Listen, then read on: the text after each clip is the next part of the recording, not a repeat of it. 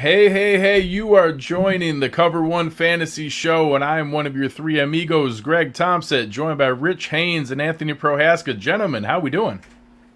Doing awesome. I'm personally just stoked for this wrestling mashup with fantasy football. It's probably two of my favorite pastimes, so I can't wait to get at it. But Anthony, what's going on, man? I'm thoroughly excited to be here. I'm excited for our guest. I'm excited to talk fantasy football and talk wrestling mashups, and I'm also excited to see how well we can do in terms of staying on topic and not getting too excited and going off into tangents like we just did off air as we were game planning and prepping for this episode where we just got lost. I'm gonna warn everyone, it's gonna go off the rails, but it's gonna do it in the best ways possible.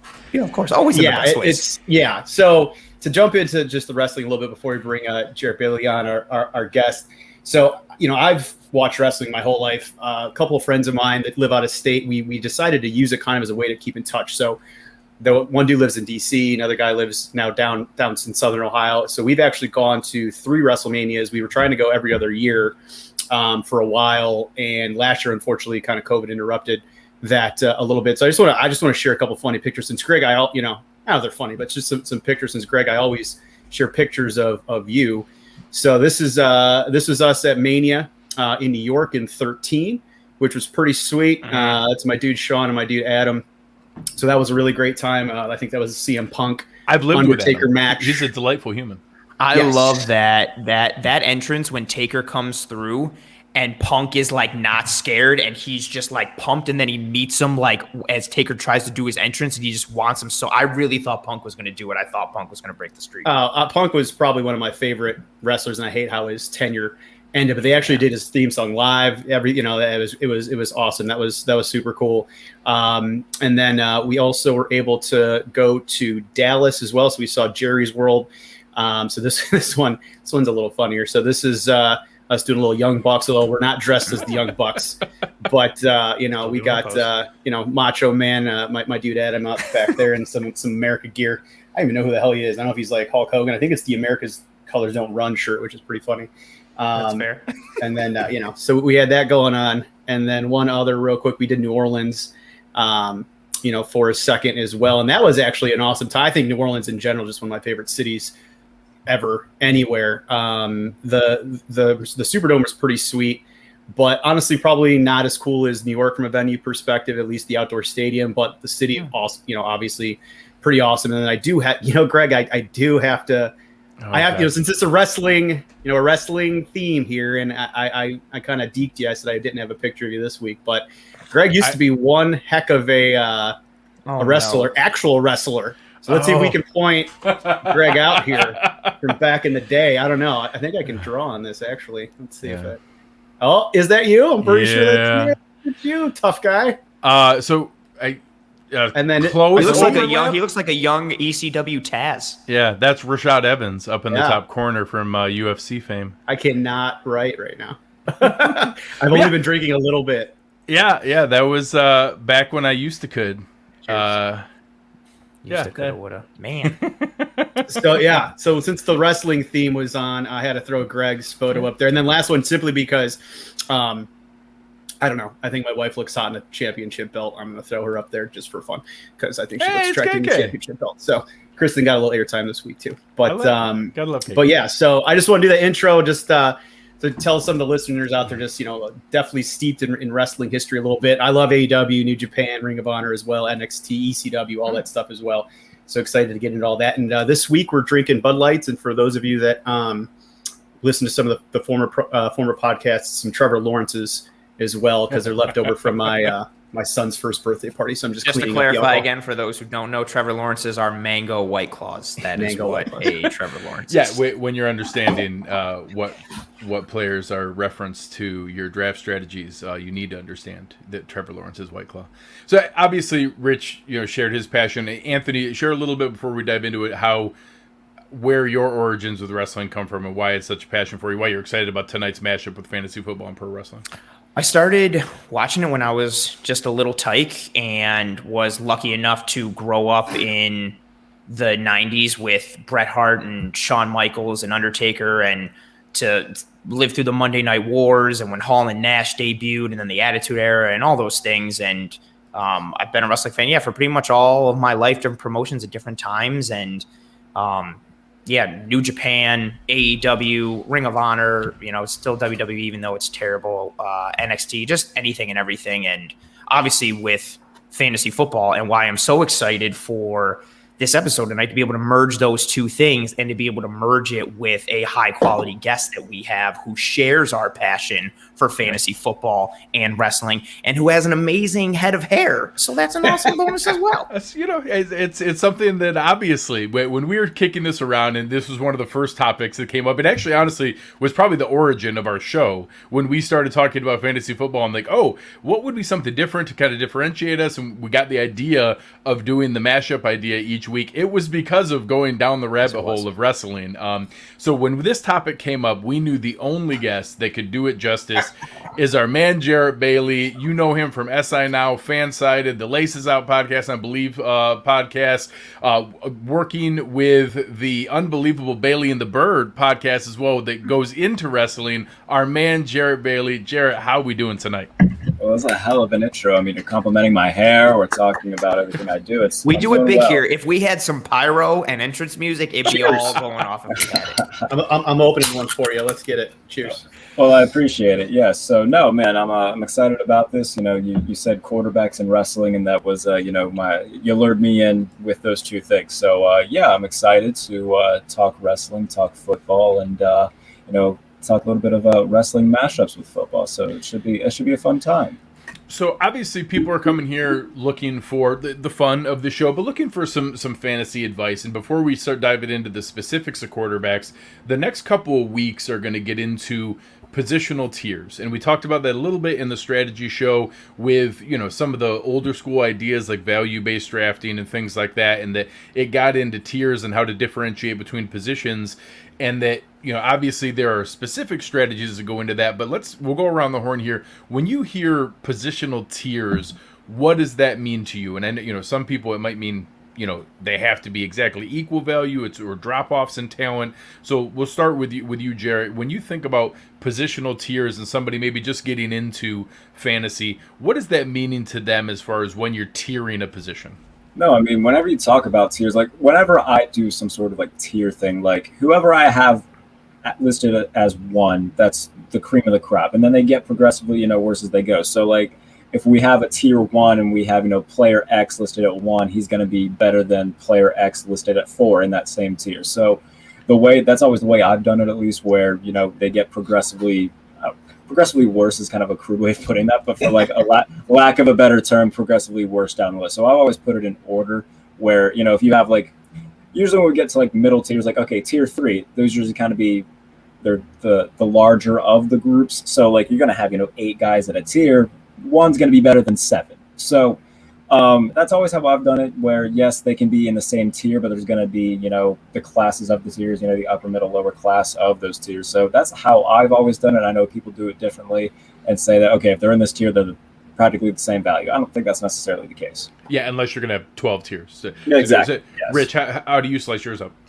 Yeah, I kind of, I agree with that. I kind of use a little bit of a hybrid approach, though. So I think when I'm looking at tiers, I do definitely look at the drop-offs in point value. So I'll look at various rankings that are out there, and I'll kind of try to see what some of the experts say. And then I'll start there when I build my own tier set, and I'll kind of then look at where there might be some natural breaks in point values. But then I think as you get down the list a little bit and maybe into some of the mid-tiers, I think at that point you do kind of group, if there's 5 players in a specific tier, in my opinion at least, I think there is, those 5 might be interchangeable in one of those lower tiers. I think in the top tiers for sure, I think Jarrett's spot on, 1, 2, 3. They're probably obviously one's better than 2, better than 3. But for me, as you get a little bit lower, I think I do have some tiers where, you can kind of group, a number of quarterbacks together for this week, for example. And they're, if I get any of them, it's probably a similar situation. Mm-hmm. Anthony, how about you? Anything different than what the guys had shared? No, I like Rich's point there of, as you get lower into a tier, I think there's more kind of blanket coverage when it comes to like, okay, here's tier 4. And it's like, well, there's less variability and again, more overarching umbrella, terms and topics applying to all of them. But I subscribe pretty much, solidly to how Jarrett laid it out. Like obviously tier 1, we're just sticking with that, like is your cream of the crop, but who is number 1 in tier 1 is better than who the 5th quarterback is in tier 1, and so on and so forth. And obviously you feel comfortable getting any of them, but if given the choice, I don't want to be, if it's like, oh, would you rather have, number 1 in tier 1 or number 5 in tier 1? I'm not going to say, yeah, I don't care. They're all the same. I'll be like, no, I'd like number 1 because he's number 1. I'm sorry to interrupt you, Greg, but to make a wrestling reference out of this, since that seems to be the theme of the show. If we're talking, if there's a tier of WWE champions, CM Punk is going to be a hell of a lot higher than Jinder Mahal. So very good. Think about that when we talk about tiers. Jinder Mahal isn't the greatest WWE champion ever. Jinder Mahal was WWE champion for 170 days, and I'm never going to forgive WWE for it. So long, unreal. So as we get into that, I like the idea of tiers at the tail end. Like I use them to jump in and grab somebody. Like, oh, hey, this is the last one of that group of exposition. Yeah. So even if I might like this receiver a tiny bit more, there's no more running backs I like after this. I better get that guy. I almost use it at the tail end of the tiers more than I do at the top end or differentiating. But we'll get into that. And as you will see, Jinder Mahal will not be the last reference that you get into tonight. So as we kick things off, let's kind of dive right in. And we're going to go with our top tier, the top guys you need to be looking for. Jarrett, we'll start with your rankings and your tiers. Let's go through and we'll go one by one. Who's the first quarterback in your top tier of fantasy quarterbacks for the 2021 season? It's going to be the most white bread answer ever, but is it going to be anybody but Patrick Mahomes? We don't really have to, dive into that, because the thing now with fantasy and, actually ranking quarterbacks, it is a little bit different because of, these dual threat guys can probably bring more to your team. So if anybody will put, a Lamar Jackson up there, or even a Kyler Murray right now, I wouldn't argue it too much, but the things that Mahomes gives you on a weekly basis, just in terms of passing stats, especially when they're inside the 5, because he is, a running threat, when they're that close to the goal line, like he can give you that sneaky, rushing touchdown every other week or something like that. So Patrick Mahomes, he's the best quarterback in football, and he might be the best fantasy quarterback right now. The fact that people are taking him, as early as the 2nd, 3rd round sometimes, like that says as much as you need to know. He's fantastic. Yeah, I think that's super spot on. I think the only way you're not getting him as the number 1 QB is unless, for instance, we're going to talk about this later in the show. Greg and Rich and I are in a dynasty league that is filled with a lot of Buffalo Bills fans. So Josh Allen was the first quarterback taken, but not a terrible choice, but also a Buffalo league. Josh Allen's sweet. Take him, go there. But yeah, I think I would second that notion. Patrick Mahomes is unanimously QB1 in tier 1, and I have a reference for him. I hate Patrick Mahomes. Like I hate this wrestler that I compare him to. So Patrick Mahomes, taking him number 1, what he does, the plays that he makes, the offense that he leads, it's high profile, it's flashy, it's big moment, it's sexy. He's like the sexy pick. And Shawn Michaels was the sexy boy. And I hate Shawn Michaels because Bret Hart was my favorite wrestler ever, and the Montreal Screwjob haunts me to this day. And I recognize Shawn Michaels' greatness, and he's one of the best ever. And I recognize Patrick Mahomes, and he's phenomenal. He's great. They're both amazing. They're both in that category of the best, but I hate them both with a fiery passion. I like it. I'll just add I have Patrick Mahomes number 1 because his floor is insanely high. Yeah, that's fair. Yeah, number 1. Yeah, so I was talking about this a little bit pre-show as well, but so I've named my tiers wrestling championships. So I've multiple tiers. So in my WWE strap division, so I'm talking about the actual WWE championship, not the universal title. This is in my opinion, the more prestigious championship. Mm-hmm. And WWE, let's be honest, WWE right now is absolute garbage, but it's still, for me, that's the most prestigious title out there in the industry. So I have Mahomes, of course, number 1. But what's interesting, he was a little bit human last year. If you look at some of the fantasy stats, so I, just to put it out there too, when I form my tiers, I use the FFPC scoring with the 4 points per touchdown, -1 for an interception. So kind of your basic, but he was 4th using that scoring last year between Allen, Rodgers, and Murray. So, he was a little bit human last year, but of course still amazing. I think to Greg's point, you know what you're getting. So it's the safest quarterback pick in the history of quarterback picks, of course. So, he's up there in my tier 1 in my WWE strap division, and I kind of compare him to The Rock, not to use an older wrestler, but he's got that superstar personality. He was successful at an early age. He won the Super Bowl in year 3, right? His second full year 3 of his career. Rock, I believe, was the second youngest WWE champion to Brock Lesnar. So very similar situations like that. And if we want to even include some of our lady wrestlers, Charlotte Flair comes to mind too. Charlotte was right off the bat phenomenal. So he's in that strap division, and maybe to lead into the second player, I don't know. We'll see. I'm curious if Jarrett agrees with me or not. I have one other. Actually, you know what? I'll leave it to Jarrett. I have one other player in my tier 1. Do you have another player in tier 1, or was Patrick Mahomes in a tier by himself for you? Kyler Murray is probably going to be my other guy this year. I love Kyler Murray. Since we're making comps, I will say on Patrick Mahomes, the comp I can make for him right now is Kenny Omega. Kenny Omega is the best wrestler in the world. Patrick Mahomes is the best quarterback in the world right now. So I love that. Oh, and another Kenny Omega reference. So I'm naming all of my fantasy football teams this year after wrestling finishers, and the first one was called the One-Winged Angels. One-Winged Angel. So it is, yes. I'm making it very wrestling centric this year. But no, Kyler Murray to me, we talked about him before. Darby Allin is my comp for Kyler Murray. They're both, smaller guys where you take a look at him and say, okay, what can this guy do? Darby Allin got incredibly over in AEW. Kyler Murray's already taken the league by storm. Both of them are, rising in their respective industries. So, Kyler, to me, took a ginormous step last year. Yes, he's a dual threat, but he's also got a cannon of an arm, and it's accurate, and that's hard to find in a dual threat where I know I'm labeled on Twitter as the Lamar Jackson hater guy, so I might as well intribute into this. To me, Kyler Murray at this very second, I would take him over Lamar Jackson because I can rely on Kyler Murray's arm more than I can rely on Lamar Jackson's arm. So Kyler's fantastic in terms of the run game. He's going to get you. He's going to get you rushing yards. He's going to get you rushing touchdowns. He's going to get you passing touchdowns. So the fact that he can do all of that, it would be hard for me not to put him in. If not the top tier, he's going to be number 1 in the next tier down. Very, very cool. I agree. I'm a big fan of Kyler Murray. I think that the way he's so centric to so much of that offense, and that they don't actually even have that great of a running game to rely on. You see a little Chase Edmonds. Is Connor's going to be a thing? It's hard to know exactly where that falls. He's so central to that entire offense, and I think he's very, very safe. And that I need to get over the fact that I worry that his size is not sustainable, but it just hasn't been. And whether you use a guy like Russell Wilson who always gets out of bounds or always gets down, Murray just doesn't take big hits in the way that he plays. So I think that until I see that be a problem, I'm not gonna be concerned with it. Even though the first year or two here, I really thought it was going to be a bigger issue than it has been, and he's just been able to avoid those hits.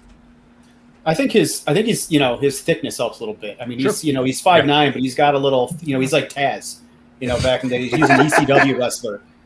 He's a little thick, back before. Taz is even thicker now, but back in ECW days, he was kind of slim thick, right? What Jared, as the kids say nowadays, the thick with the 2 C's on the end or whatever. So I'm not one of those kids who says that. So okay, all right. But so Kyler, I actually have 4th on my list, and he's actually in another tier for me. He's in my AEW championship tier, which is my second tier. But I have one other player in that top tier, but I'm not sure. Anthony or Greg, what about you guys? Do you have anybody? Was Kyler your number 2 as well for both of you? Well, so I want to confirm. So Jarrett, your tier 1 is Patrick Mahomes and Kyler Murray. I have one more in there. Who else is in there? Who else is in there? You're going to make fun of me. No, we would never do that. Going forward, okay, if this is Dynasty, Justin Herbert, because Justin Herbert's fantastic, and I love Justin Herbert. I know I crap on the guy a lot, but fantasy-wise, Lamar Jackson deserves to be in there. Okay.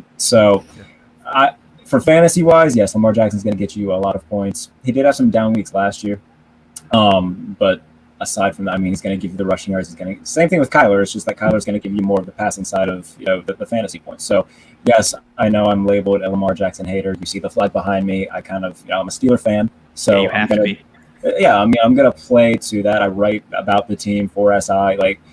I try to be as unbiased as I possibly can be. But honest analysis is that He's fantastic. He's one of the best handful of football players in the world.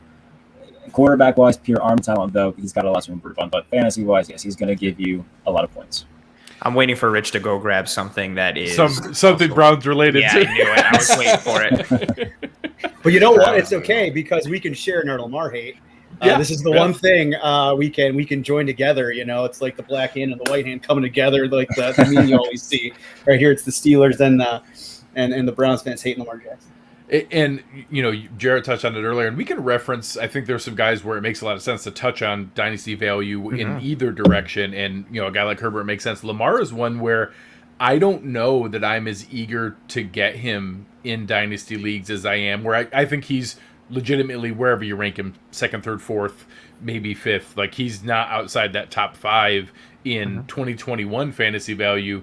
I do have some concern with his sustainability overall, whether Very it's much. him reaching a point of frustration with some of the passing elements, pushing the run more, and that he is so heavy in value from the run game that it's awesome. Like having he could go for 4,000 yards passing and 1,000 yards rushing this year. Like that's in play. And I just don't know that you can consistently be 1,000-yard rusher as a quarterback and play for 15 years. It's just, I don't see that happening. Especially with his frame where he is a little more on that slender side. Whereas Kaiir, you have the thickness. You don't have that with Lamar. Yeah, I just see. Go ahead, Jared. Greg, if Lamar Jackson goes for 4,000 and 1,000, I will let Baltimore Ravens Twitter pick a tattoo of what they want me to get. There is no way on God's green earth Lamar Jackson is throwing for 4,000 yards. I don't think you're wrong. I don't think you're wrong. In what did he had 33 this past year? I think it was somewhere. Yeah, it was low threes, I do believe. What was his cap this past year? 31 was his cap, and that was last year in the MVP year. 31-27. Oh, okay. Yeah, it looks like last year he was only 27. Yeah. The year before 31. So even with that shows you how rushing centric his value is, and that he's very low in the passing rankings. But obviously last year the MVP year, throwing for 36 touchdowns with the highest touchdown percentage in NFL history. That was why he was going to regress this year. Even with regressing, Rich, and you talked about the rankings and where everyone falls. He was disappointing because people were crazy and took him first round, second round, thinking he was going back to back MVP caliber. He was still pretty good in the sense of how he played. But I'm not going out of my way to get him this year, or for certainly in Dynasty. Yeah, his accuracy is just such an issue that at some point that's going to be a problem. And to comment on both Kaiir a little bit more and Lamar, I think Kaiir, honestly, I like Kaiir, but I had him fourth because I don't know that he's going to get 800 yards rushing again. And I think 11 touchdowns rushing. Yeah. Like he's going to run the ball, certainly. But I think it's going to be more like the year prior where he was in the 500-yard range. He had his shoulder was dinged up last year. He even said in the offseason, like he would prefer not to run as much. He thought it was like out of necessity last year. So I think, adding Connor, although I'm not a big Connor guy at all, I think that is going to take some of those short yardage situations around the goal line, maybe where he's not going to have to take that hit. Although I'm sure they'll still bootleg him and stuff like that because he's so athletic. But, I think he may lose some points out, fantasy points from a standpoint that I don't know that he's going to get 133 rushing attempts like he did last year. But, of course, he's still going to be great. I had Kaiir fourth. I had Lamar fifth. He's also in my AEW tier for a lot of the reasons that you guys just said. So I have two quarterbacks actually ahead of both Kaiir and Lamar, just for the record, as we're keeping track of tiers here. I've got two still in there too. Yeah, I was going to say, I totally forgot that, one that sticks out, and I'm an idiot for not saying them. So go ahead, Rich. I'm sorry. Okay. Well, one, and this I do want to do a wrestling comparison to Lamar, and this could be. At first, I'm like, this is a completely lazy comparison, and I was like, kidding myself for doing it. But then I do think it makes sense. But I could be potentially lazy here. Lamar is Kofi Kingston, and not not that for any is of the. So good. I mean, not for any of the stereotypical reasons. But if you think about it, Lamar is an escape artist. He's agile. He's quick. He Kofi Kingston in the Royal Rumbles. He's agile. He's quick. He's an escape artist. He's jumping off the apron onto the barrier, onto a chair, all that crazy stuff. So there's so many of those comparisons. And also Kofi forever was really good, but never won a championship until 2 years ago or whatever, when he had his little run, year and a half, whatever. So I don't know. Lamar may never win a championship, but I think if he does, it's probably only going to be one. So I think you might have some comparisons there too.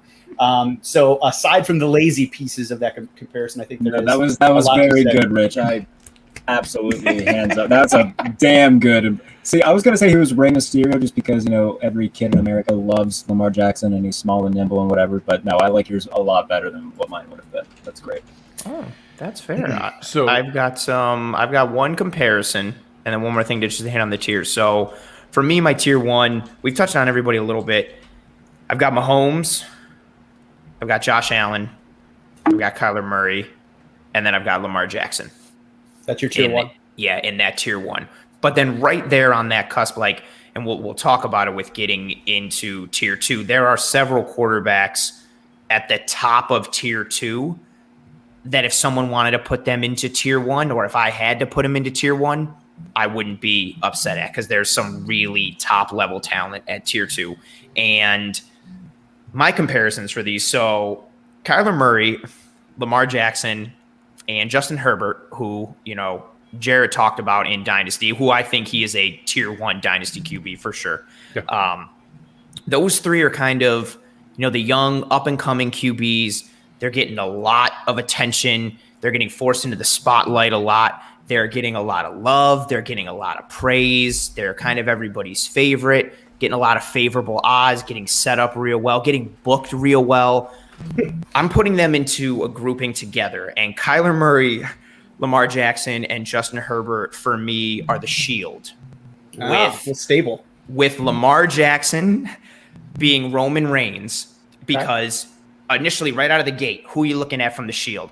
The guy, the good-looking dude with the goatee and the long hair, and he's big and he's got muscles, and that was Lamar. First out of the gate, MVP, rusher, thrower, dynamic, electric, but maybe there's some kind of chinks in the armor. Maybe he's not the best one in the group and he's kind of faltering a little bit maybe. Then you got Kyler Murray, who comes second out of the gate. He's the Seth Rollins, the breakout guy. Everybody starts to fawn over because he can do so many things. He's technical, he's athletic, he's got power, he's got all these things. And then there's the third guy, Dean Ambrose, a.k.a. Justin Herbert, who may be the best out of all of them when you start paying attention to him a little bit and giving him a little more of a run and letting him be more John Moxley instead of Dean Ambrose. That was my comparison for those three, which I was very proud of. I think it's a phenomenal comparison. And I have Justin Herbert later on, and I love your Dean Ambrose comparison with Justin Herbert. So I'll give mine later, but I think putting them in the shield is fun to group those three together. So bravo. I love that comparison. Thank you. Very good. And as we look at it, so we've had a couple other interjections here. We're 27 minutes into a show hosted by two Buffalo Bills podcast hosts, and I'm going to say the name Josh Allen for the first time. So whether you have him second to fifth, I think in anywhere in that range, obviously being in that kind of position, he was number one last year. I don't think a terrible amount has changed this year, but in the same way that obviously his contract talks are coming up in real football, a lot of non-Bills fans are very quick to rightfully ask, is year three just who he is? Is there any regression back to year one or year two? It's not always linear. It doesn't always go step by step in those percentage increases.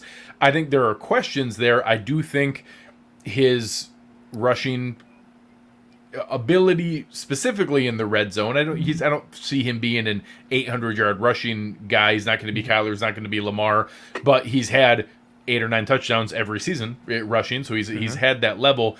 I think there's a reasonable level of floor, similar in the way I described Kyler Murray, in that he's so central to the offense. There isn't some amazing running game to hand off to. That's a common topic in Bills Mafia is, hey, what are they going to do to have a more sustainable running game?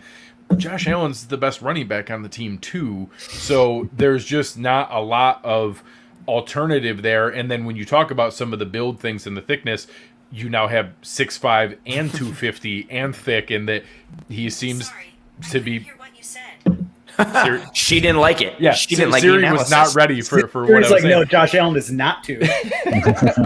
But that, yeah, he was there, and I do have one more I'll leave for a moment here. But just, are there any concerns with Josh Allen, or does anyone have him drastically different than that tier, whether it's second to fifth, but in the first tier? Josh Allen has taken such a leap forward, though, and it's just weird to me seeing, like, a lot of just skeptics about it. Like he's gotten progressively better every year. That's what people fail to realize. It's just that year 3 was such a large jump from year 2 that people are like, oh, this is just a fraud year. No, I think that this is just Josh Allen finally putting it all together. So no, I think that I think you definitely have that right, Greg, in terms of where you have him. And the whole red zone rushing thing, that is by far something that Josh Allen has to his advantage with fantasy, just because he's not one of those guys who's going to carry the ball a lot like a Lamar or a Kyler Murray, but when he does, it's very effective.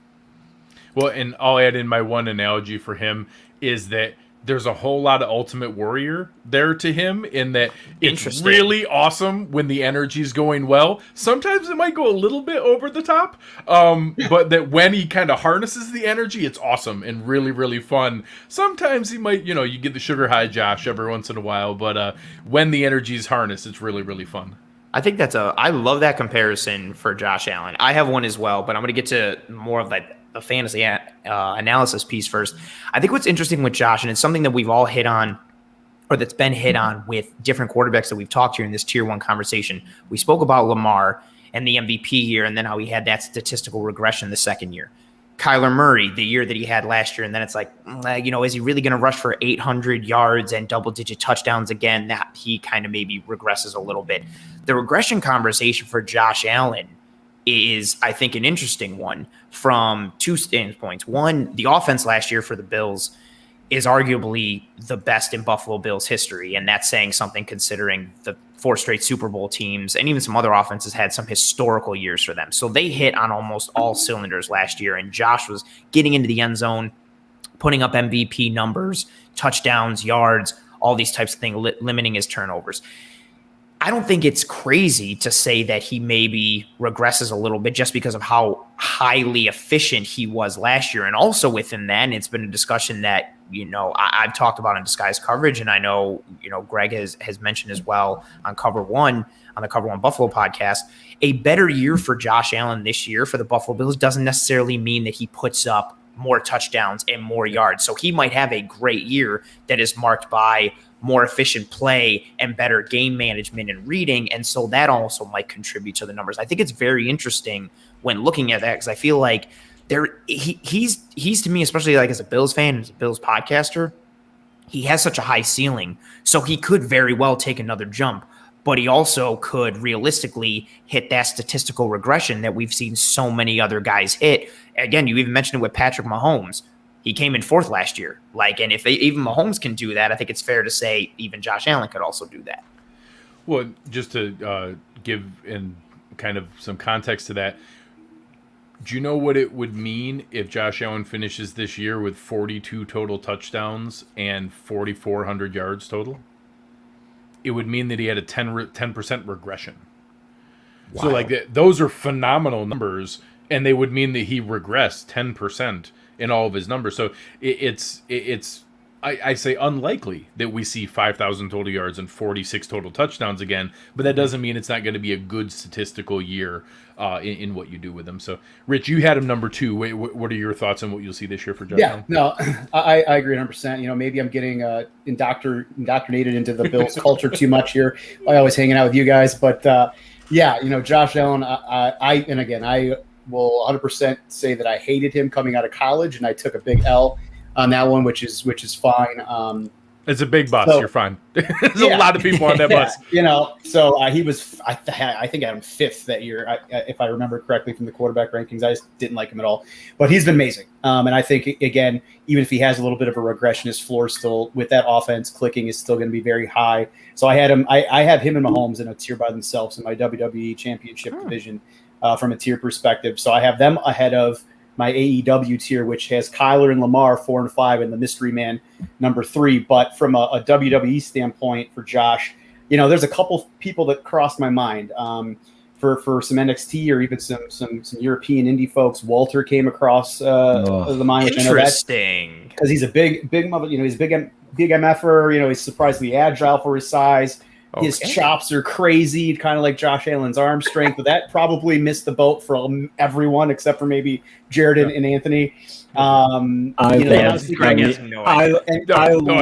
love that Walter got mentioned on this. I love it. His theme song's great. I kind of want to play it right now. It's just stand for yourself. Then I kind of went Kevin Owens for a minute just to try to get somebody a little more, more noticeable. But at the end of the day, can you really go with anybody else if you're talking about a Bills quarterback? So Anthony, can you get the tables, man? He is Bubba Ray Dudley, baby. He's getting the tables, and putting people through them here for Bills Mafia. So. Oh, I like that a lot. Just because it's low-hanging fruit doesn't mean it's wrong. Nope, I'm going to go ahead and say Well done. I had one as well. I thought Josh Allen, he gets a rap as kind of like this, and he is, but this, physically imposing or just pure athleticism, running quarterback type of things. But I think lost in that is how he's improved mechanically and how he's a lot more technically sound than people give him credit for. But people just focus on the exterior, the way people just focused on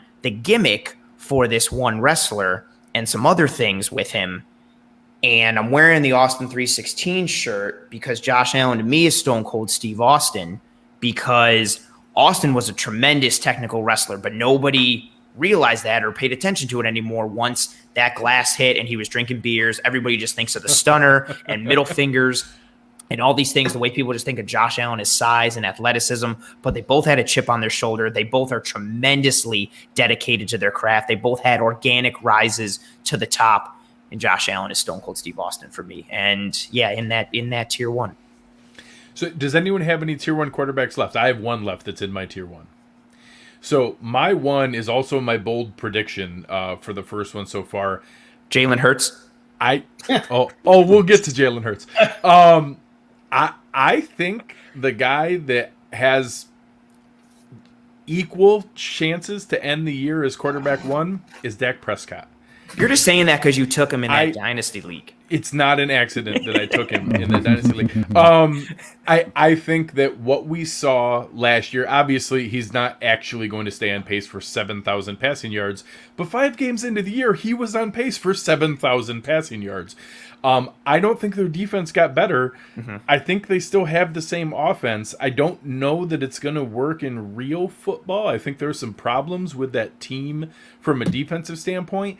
Whether you have him at the tail end of tier one or a tier two with upside, I think Dak Prescott has a real chance to have some league-winning weeks. And then I think just because of the pure volume and the amount of times they're going to be in shootouts or having to come back at the end of games when they're losing, I think you might have some weeks where halfway through the third quarter and it's, 3 in the afternoon and you're like, oh man, what's going on? And then you go back and be like, oh, he had 344 and 3 touchdowns, but they still lost 42-21. I don't know what happened. I just think he's going to have a really high floor purely on volume, because I think they're going to throw the ball a ton. And I think that what they showed at the beginning part of last year is just kind of their reality of what they're going to need to do from an offensive standpoint. Do you want to quell any injury concerns for those who might be concerned about how gruesome or horrific the ankle injury was, and thoughts of what does that look like for him coming back a year removed? Sure. No, I think it's fair. And you look at guys, whether it's, Alex Smith, Teddy Bridgewater, similar like gruesome, rough injuries, the amount of time that came back, it took them longer to come back. That doesn't appear to be the case here. But sure, there certainly is injury risk in where you take him. I also think that that's baked in from the value standpoint, because I don't think anyone's ranking him on his per game stats last year. I think that obviously seems to be baked into where he's going, because what he produced on a per game basis was easily number one overall. Yeah. So it's not like there's any assumption that that's coming rocketing back. There's some risk baked in. So I think that with the value of where you can get him, he's honestly my favorite quarterback this year from a value standpoint. Like where you can get him versus the potential of where he could finish, he's my favorite target this year from a fantasy quarterback standpoint.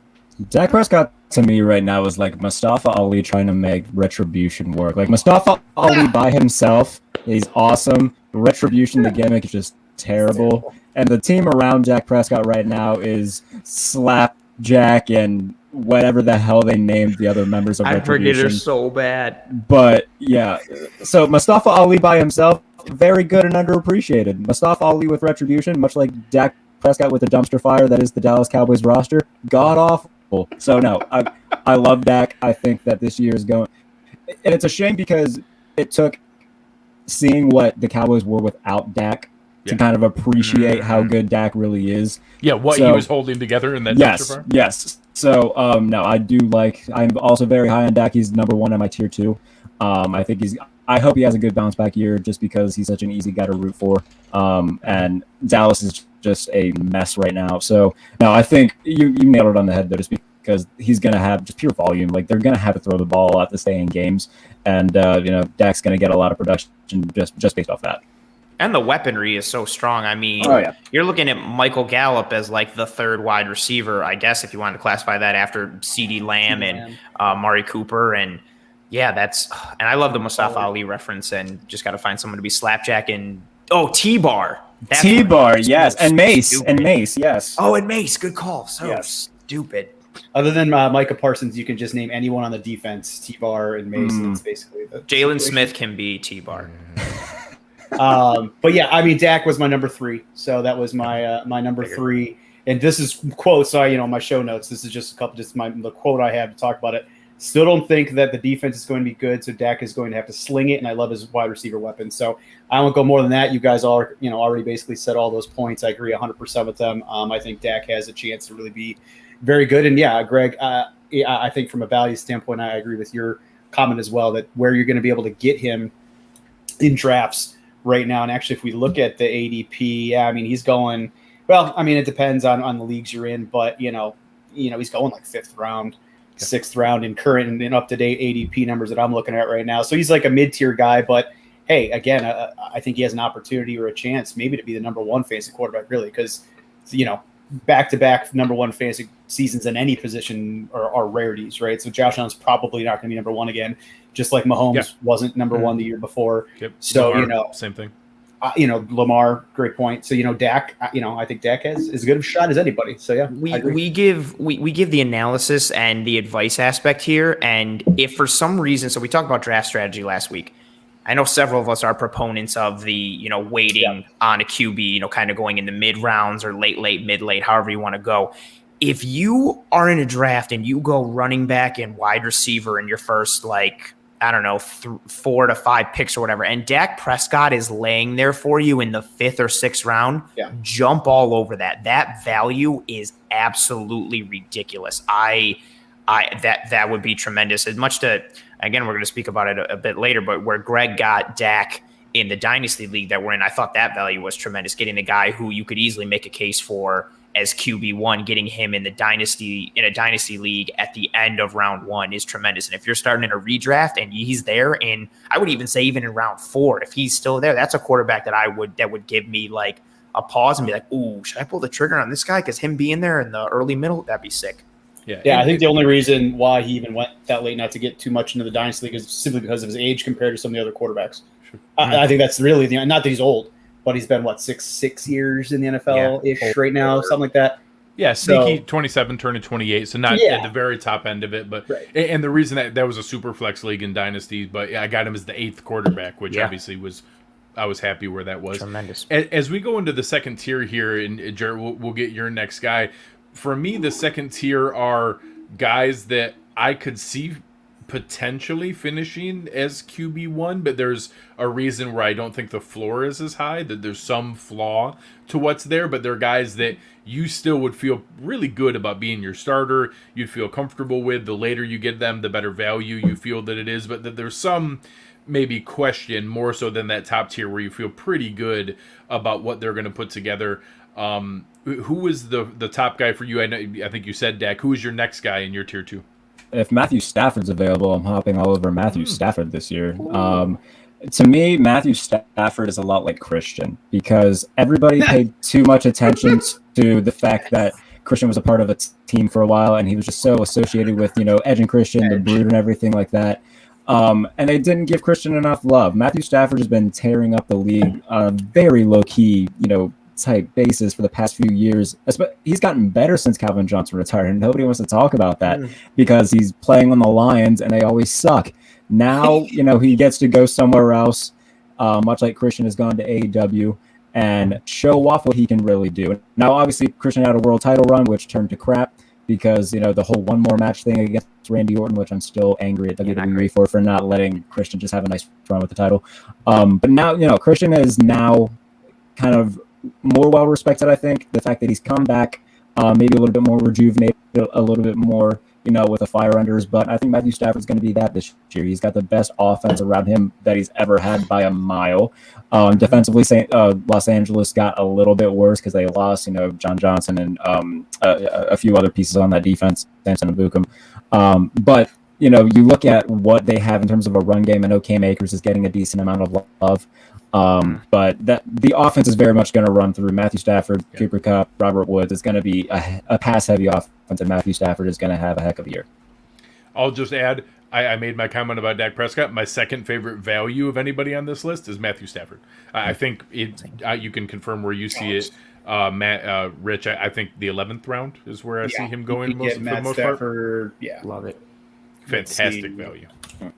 Yeah, I would say anywhere. I would say looking at the sites I'm kind of looking at, I would say anywhere from 9 to 11. So you might, maybe as high as 8, but in most drafts you're going to be able to get 9th, and that obviously all depends on the roster size and all that kind of stuff, right? So if you have a 15 round draft, it's going to be different than like an 18 round draft or whatever. But yeah, again, I agree. Value wise, I like it. I had Matthew Stafford honestly down pretty far, so he was in my tier 4, so I know my tiers are obviously a little different than you guys. I had Mahomes and Josh Allen kind of in a tier of their own. I had Dak, Kyler, and Lamar kind of in that next threatening category, the AEW championship category. Then I have tier 3, which I won't get into, which is the WWE Universal title category, even though I hate that belt and the red belt's stupid.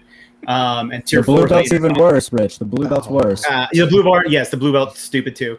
And then tier 4 I have is my Intercontinental title grouping, and I have Matthew Stafford down there. But your Christian reference is amazing and spot on, and I couldn't think of one for Matthew Stafford earlier today when I was trying to think of references for Matthew Stafford. So well done. I really like the Christian reference with Mr. Stafford. So I think the player that most people have in this spot from an ADP standpoint, probably from a tiered standpoint, was one that I did come up with an analogy, and it was a wrestler who was, acknowledged as being good, but just kind of cheesy and over the top and just overplayed the off mat and on mic pieces more so than what's necessary. And it's Mr. Perfect, which would be Mr. Unlimited, and Russell Wilson is Mr. Perfect. Wow.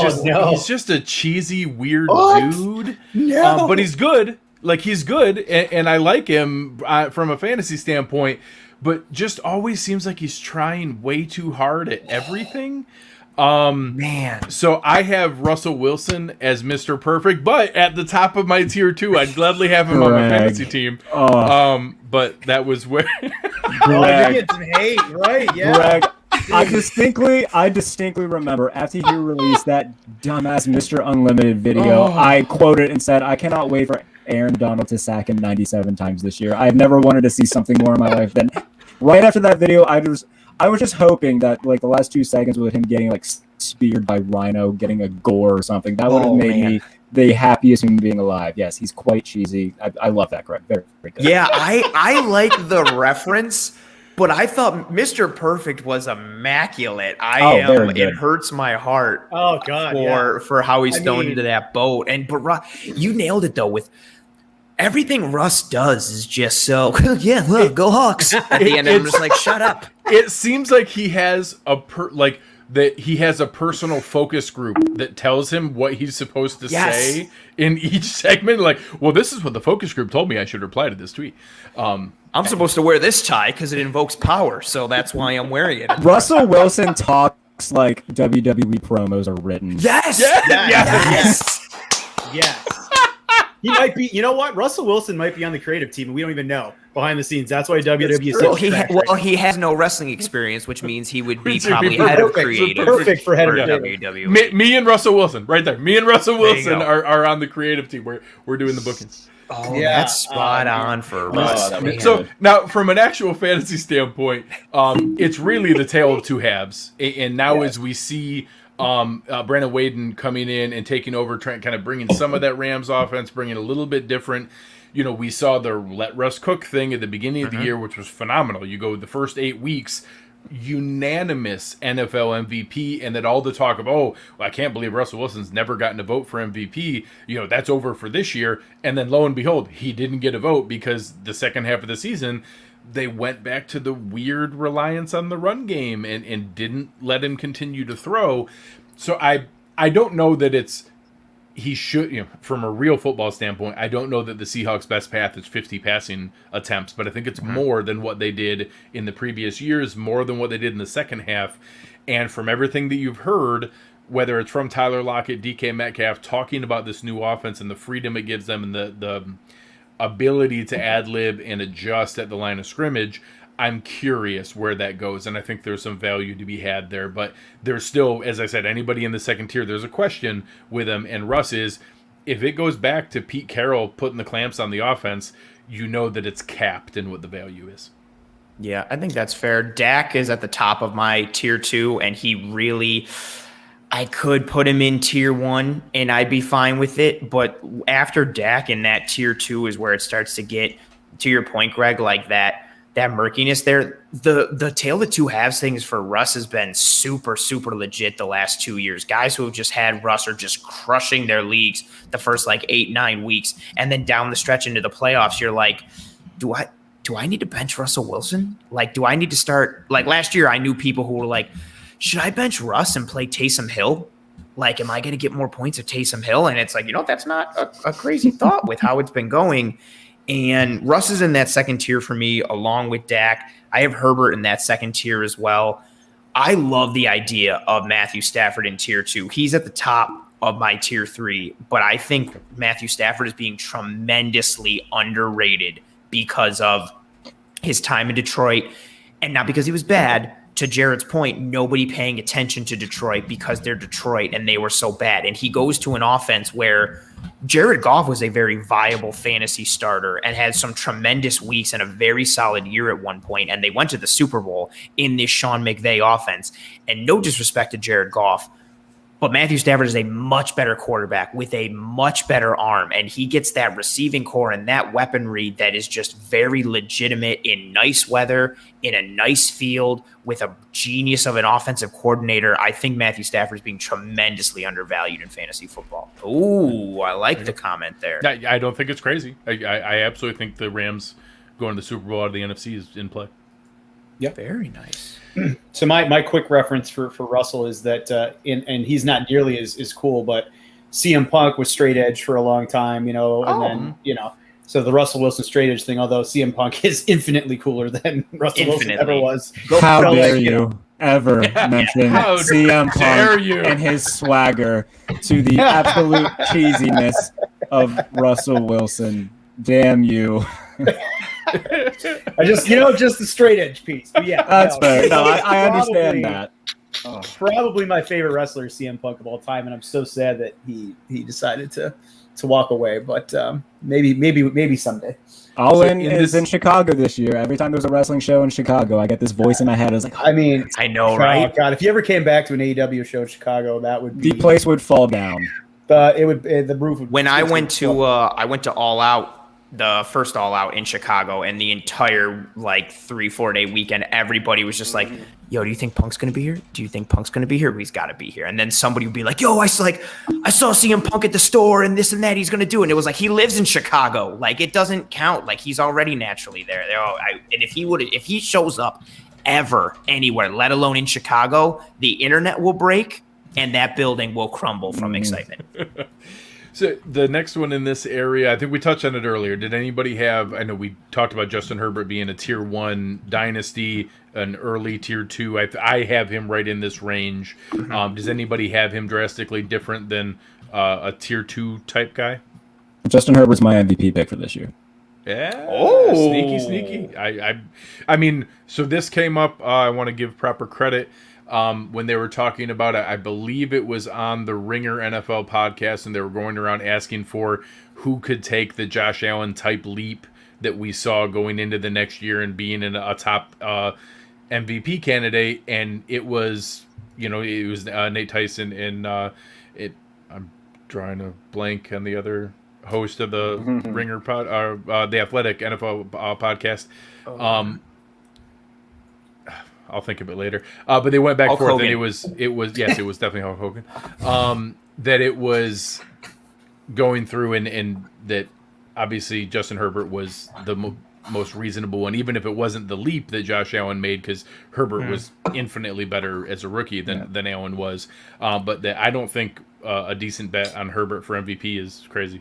Yeah, 2 out of the last 3 league MVPs have come in their second year, so I mean it's definitely not out of line. And you mentioned Hulk Hogan, so I do want to reference this real quick. So if you don't watch Wrestle Talk on YouTube, they're phenomenal in their wrestling coverage, and their whole slogan is "Jam That Jam," and it's a reference to the tattoo that Hulk Hogan has right here that says "I am that I am," but it looks like it says "Jam That Jam." Jam that jam. So that's become like the whole Wrestle Talk like moniker, and it's hysterical.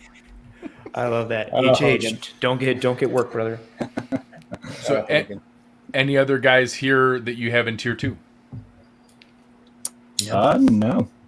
Jalen Hurts. So I mean, now we're getting into the Hurts type area, in that whether it's a back end tier 2 or a top end tier 3. Jarrett, who's your next guy on the list?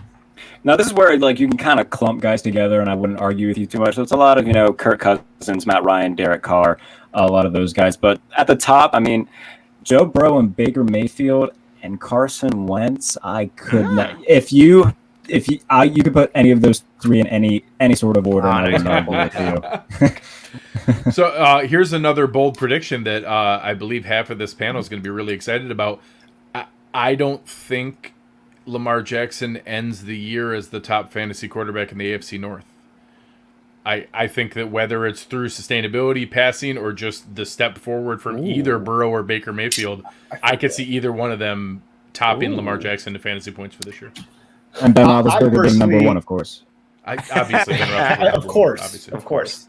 Especially or Mason with that Rudolph. amazing offensive line right now. Or Mason Rudolph. I love Joe Burrow. I love Baker Mayfield, but I actually have Joe Burrow ahead of Baker from a fantasy standpoint, as long as you're recovering from the injury. Same. I mean, the line in Cincy also scares me. I made the Pittsburgh comment there about their line, but I mean, Joe Burrow with the young weapons he has there. I think Mixon being back. I think they're going to be down in games, right? So that's obviously a big deal from a fantasy standpoint. So as long as he stays upright, doesn't get hurt again, he's going to get a lot of garbage, stats in third and fourth quarters. I think Joe Burrow has a great shot to be a fantasy surprise. He's at the top of my tier 4, and again, I know my tiers don't exactly match up with what your guys' tiers are doing. Because really, my tier 3 is almost kind of your tier 4. I had Justin Herbert 7th overall, for example. I love Justin Herbert. So, Jared, I have Justin as my dynasty quarterback in the Cover 1 league that we just we'll talk about later. I have Justin Herbert as my quarterback in a big keeper league that we've had going around forever. That's the trophy over my shoulder this way somewhere with the dog pound emblem hanging across it. So, love Justin Herbert.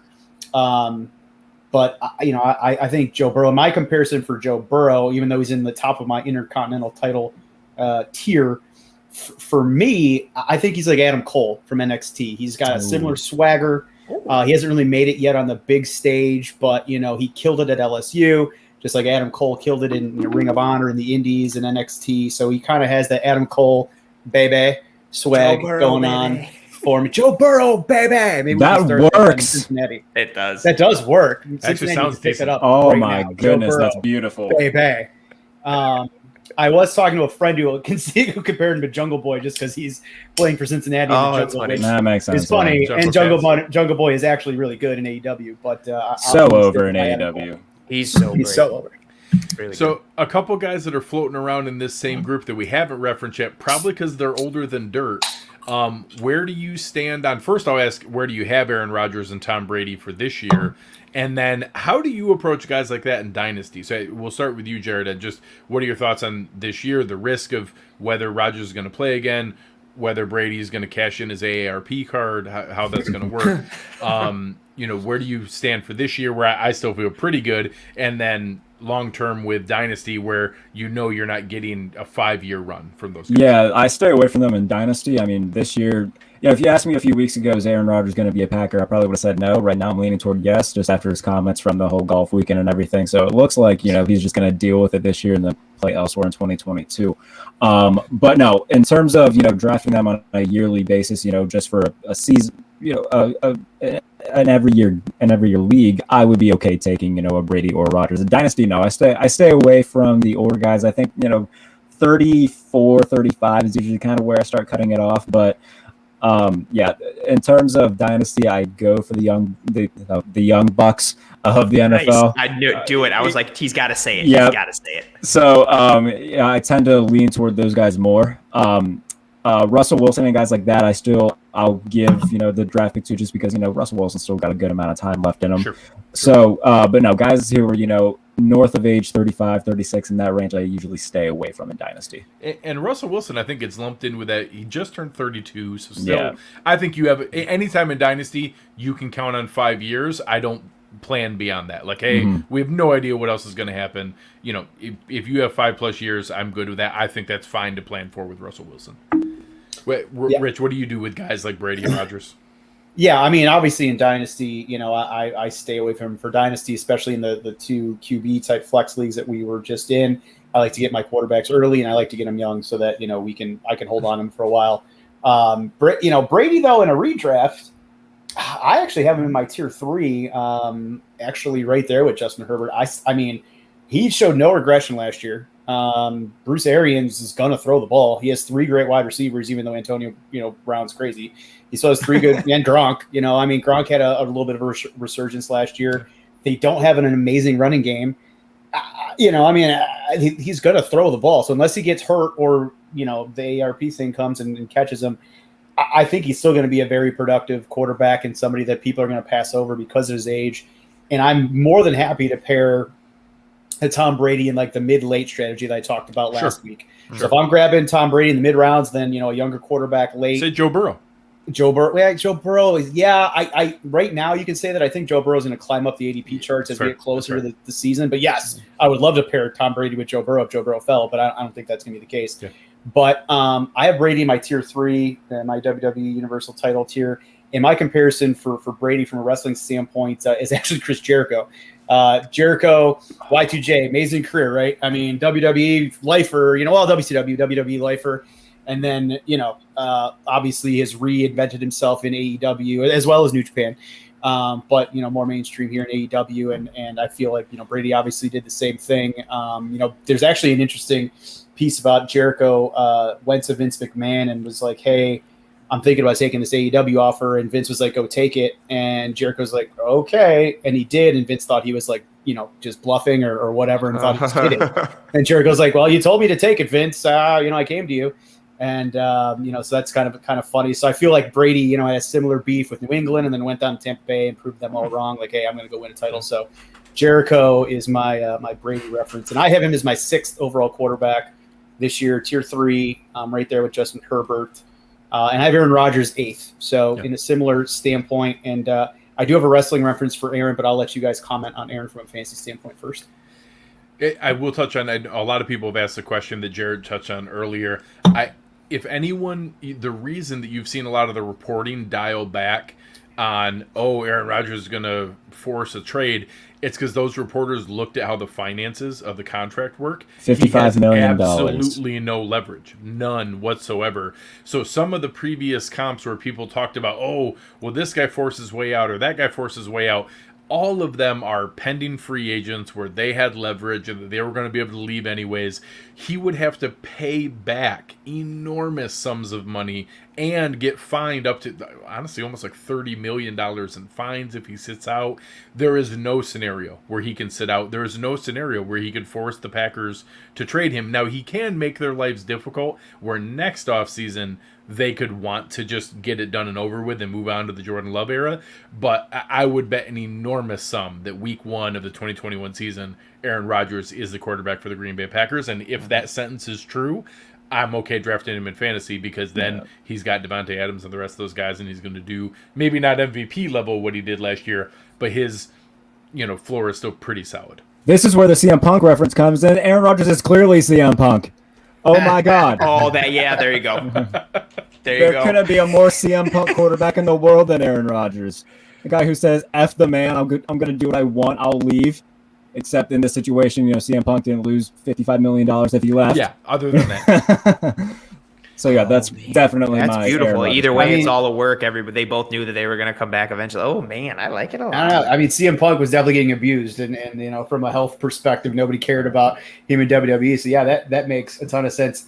My quick comparison there from a wrestling standpoint, I throw out the franchise Shane Douglas going back to ECW days. That's for Aaron Rodgers. For Aaron Rodgers, because he was a heck of a wrestler, carried the ECW company for a while. But then later in his career, he was, underappreciated. Had to do the Dean Douglas angle for a minute there. I think it was WWE, I believe, not WCW. So, I feel like they're kind of in a similar situation where he was carrying that franchise, was the franchise, carried ECW. But everyone thinks about Aaron Rodgers as in the same breath as Peyton Manning and Tom Brady. Sometimes he only has one championship. I think people forget that Aaron Rodgers only has one title, and Shane Douglas, where I love him as a wrestler, never had that same success at the at the highest levels of wrestling, at least at the time. Although I really loved his run in ECW, so I have the Shane Douglas franchise reference. And they can all kiss my ass. Oh, beautiful! He throws the belt down right there after he quotes all the legends that held that title, and then he just chucks that. Yep. That's where. So, Jarrett, to give you a little peek behind the curtain. The whole idea of this mashup thing came. We created the idea of the fantasy football show, but the mashup thing came because it was one of those things on Twitter of what's your most controversial take, or tweet something, blah, blah, blah. And I tweeted that wrestling is a sport. And that comes from that Shane Douglas quote when he's the sport of professional wrestling, and everybody loses their mind. Oh yeah, that's Shane Douglas is great. The triple threat from ECW, all-time underrated faction with all the iterations with Bam Bam and with Candido, and even when they brought Storm in temporarily, and Rick Rude was involved. Oh, so many great iterations. I like that. My Griff has one of the comps there for me. Tom Brady to me is John Cena at the end of the run. Get out. We get it. You got titles. We want to see other wrestlers. We don't want to see you in WrestleMania anymore. We don't want to see you in the Super Bowl. Get out. Congratulations. You've done a bunch of things. We don't like you. Please go away. You're stale. Although he is kind of doing he is making more of a face turn, how we wanted Cena to make a heel turn. Brady, I don't want to say it, and Greg, I know you tweeted something about it. Tampa Bay Brady is kind of likable, and I hate myself for even thinking it. I know. I play it around with a comp that Rich, you touched on The Rock earlier, and it's it doesn't matter how long he goes, he's just incredibly likable, and you can try to hate him and not like him, but he's funny. He's really, really funny, and it's easier for me not to hate him in Tampa. That's a little bit easier for me to acknowledge. But he's really good at it. He's good at Twitter. He was awesome in the match on the mic in golfing. He's funnier than I wish he was. Yeah, it was good.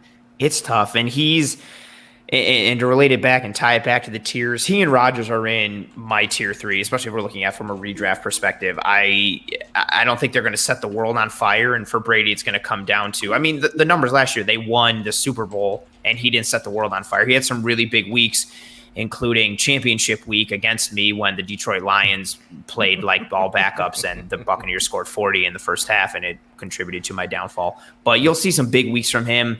I think Rodgers is higher for me in that tier list just because of how much they're going to pass and what they're going to do for things. Ooh, Diesel, no, WWF Diesel. Absolutely for Rodgers. Wow, thinks he's the top guy. But listen to that, though. One title win, thinks he's a top guy, wanted to go elsewhere. The difference between that is that Aaron Rodgers has more talent as a quarterback in his pinky finger than Kevin Nash. Oh, God. Diesel was a bad wrestler. Even Bret Hart couldn't squeeze too much blood from that Diesel stone. Yeah, Diesel. Ooh, I like that. I like the thought process. SummerSlam 1996 with Diesel and who was it? Maven? No, not Maven. Oh, Mabel. Mabel. That's who it was. Yes. When he drops Mabel on his head, it's so terrible.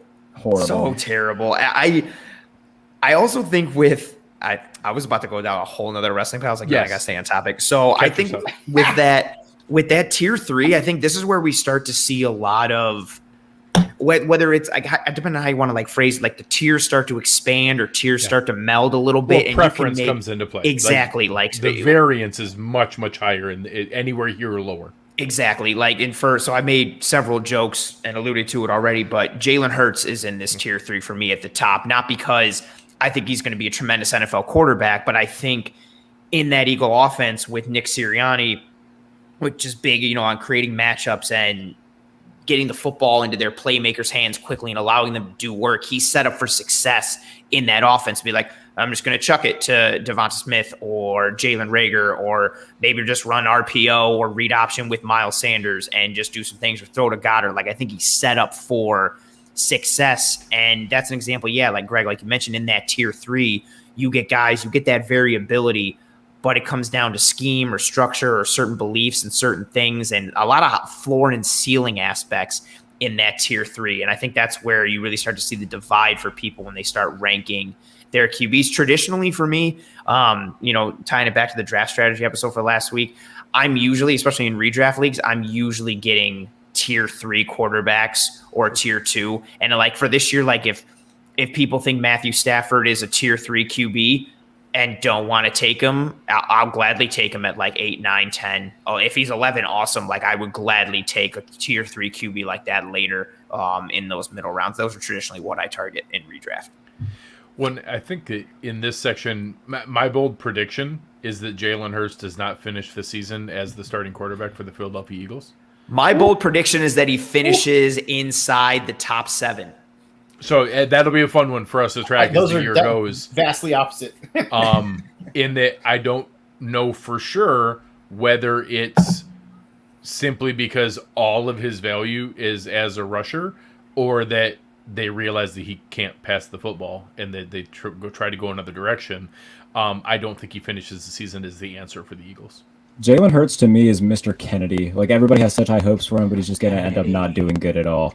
I do not like Jalen Hurts in terms of like real football. I think the Eagles might win 5 games this year. I'll say. Yeah, like I guess make a correlation to I like Lamar Jackson more as a fantasy quarterback than a real quarterback.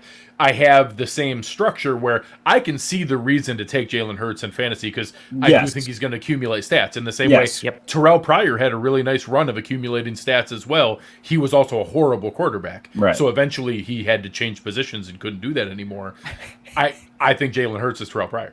I got a comp for you for Jalen Hurts, a comp here. So I recognize I think his accuracy numbers are going to get better. And I don't think he's a tremendous thrower of the football, but I think in that system, they can do some things to curtail those struggles and allow him to succeed. Much like certain wrestlers can be tremendously successful when given the right gimmick, given the right character, and allowed to run with that character. So for me, Jalen Hurts is the Undertaker because that gimmick. Yep. Let me finish. So as like a wrestler, I'm gonna bag on him all season.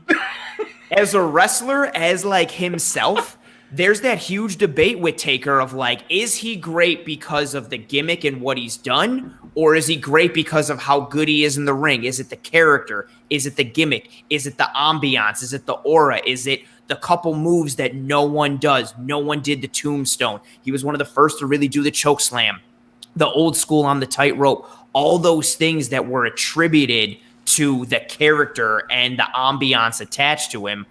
I think Jalen Hurts can be successful in this gimmick, which is the scheme of that Eagles offense, allowing him to just take advantage and accumulate stats. Anthony loves Jalen Hurts and Nick Sirianni. I don't love him, but I think he can be successful in that thing. And that's honestly, I mean, not to get too wrestling, I wonder what happens to him as like a person if that Undertaker gimmick does not come along. Like I wonder how he succeeds in the business as a whole, just because that gimmick really made him like, it took him to another level, and it's arguably the greatest gimmick of all time. So, I kind of get where you're trying to go with it, but like, I certainly wouldn't compare the Undertaker to, if you're going to talk about gimmicks, like Otis from Heavy Machinery is Jalen Hurts. Like Otis before he had to cut his hair and he was with Mandy Rose and like doing that thing, the fat guy from Heavy Machinery in WWE. That guy. Oh no, the gimmick. I get what you're saying, but I mean like the gimmick could help him supersede and do more things rather than like, oh, it's a gimmick that's like fun for a minute and then it's done. How about? I think that's what Jalen Hurts is going to be done. He's going to be here for I a was minute. just going to say, if you had made this case for Lamar Jackson, I would have been more on board to say, okay, maybe he can ride this gimmick longer than we realize and sustain in what is we don't think is sustainable, but hey, he keeps doing it. I would do, but yeah, who I think a lot of people would have in their top group of all-time wrestlers of all time, and you just compared him to Jalen Hurts. I'm gonna remind you of that for a long time. That's fine. Just gimmick and scheme, man. Jalen Hurts is like Jimmy Wang Yang. You remember Jimmy Wang Yang? Oh, like the cowboy? The cowboy, yes, the Asian cowboy, Jimmy Wang Yang. Yes, he was a jobber on SmackDown for a couple of years. Yeah. Oh, yeah, that's fair. Oh, that's rough. That's a rough comparison. What about how about if we give him Repo Man? Yeah, throw those guys in Browns quarterbacks from '99 to Baker Mayfield. That's where you belong. So, you want to know what the good news is? If Jalen Hurts has an awesome season, you are going to have so many receipts. It's going to be great. You are going to be in really, really good shape. Well, like, again, I don't think he's a great NFL QB. I think he can have a good fantasy season because of what he set up. You just think he's going to be an all-time great, like The Undertaker. The Undertaker. Should you already make his gold jacket for him? Yeah. Should you probably make 2? 1,000%. So one for his legs, one for his arms. As we go through the rest of this group here, we're now kind of into. There's 20 other quarterbacks we could reference a name from, so we can do some kind of around the horn. Some guys that in this later tier, if you're doing a later quarterback strategy, if you're pairing a younger upside quarterback because you took Tom Brady earlier, let's go around and pick out some names of guys that you think have some upside, have some potential. We'll start with you, Jarrett. Who's the guy that's still left that we haven't referenced the name of yet that you could see yourself maybe attaching yourself to in a league this year?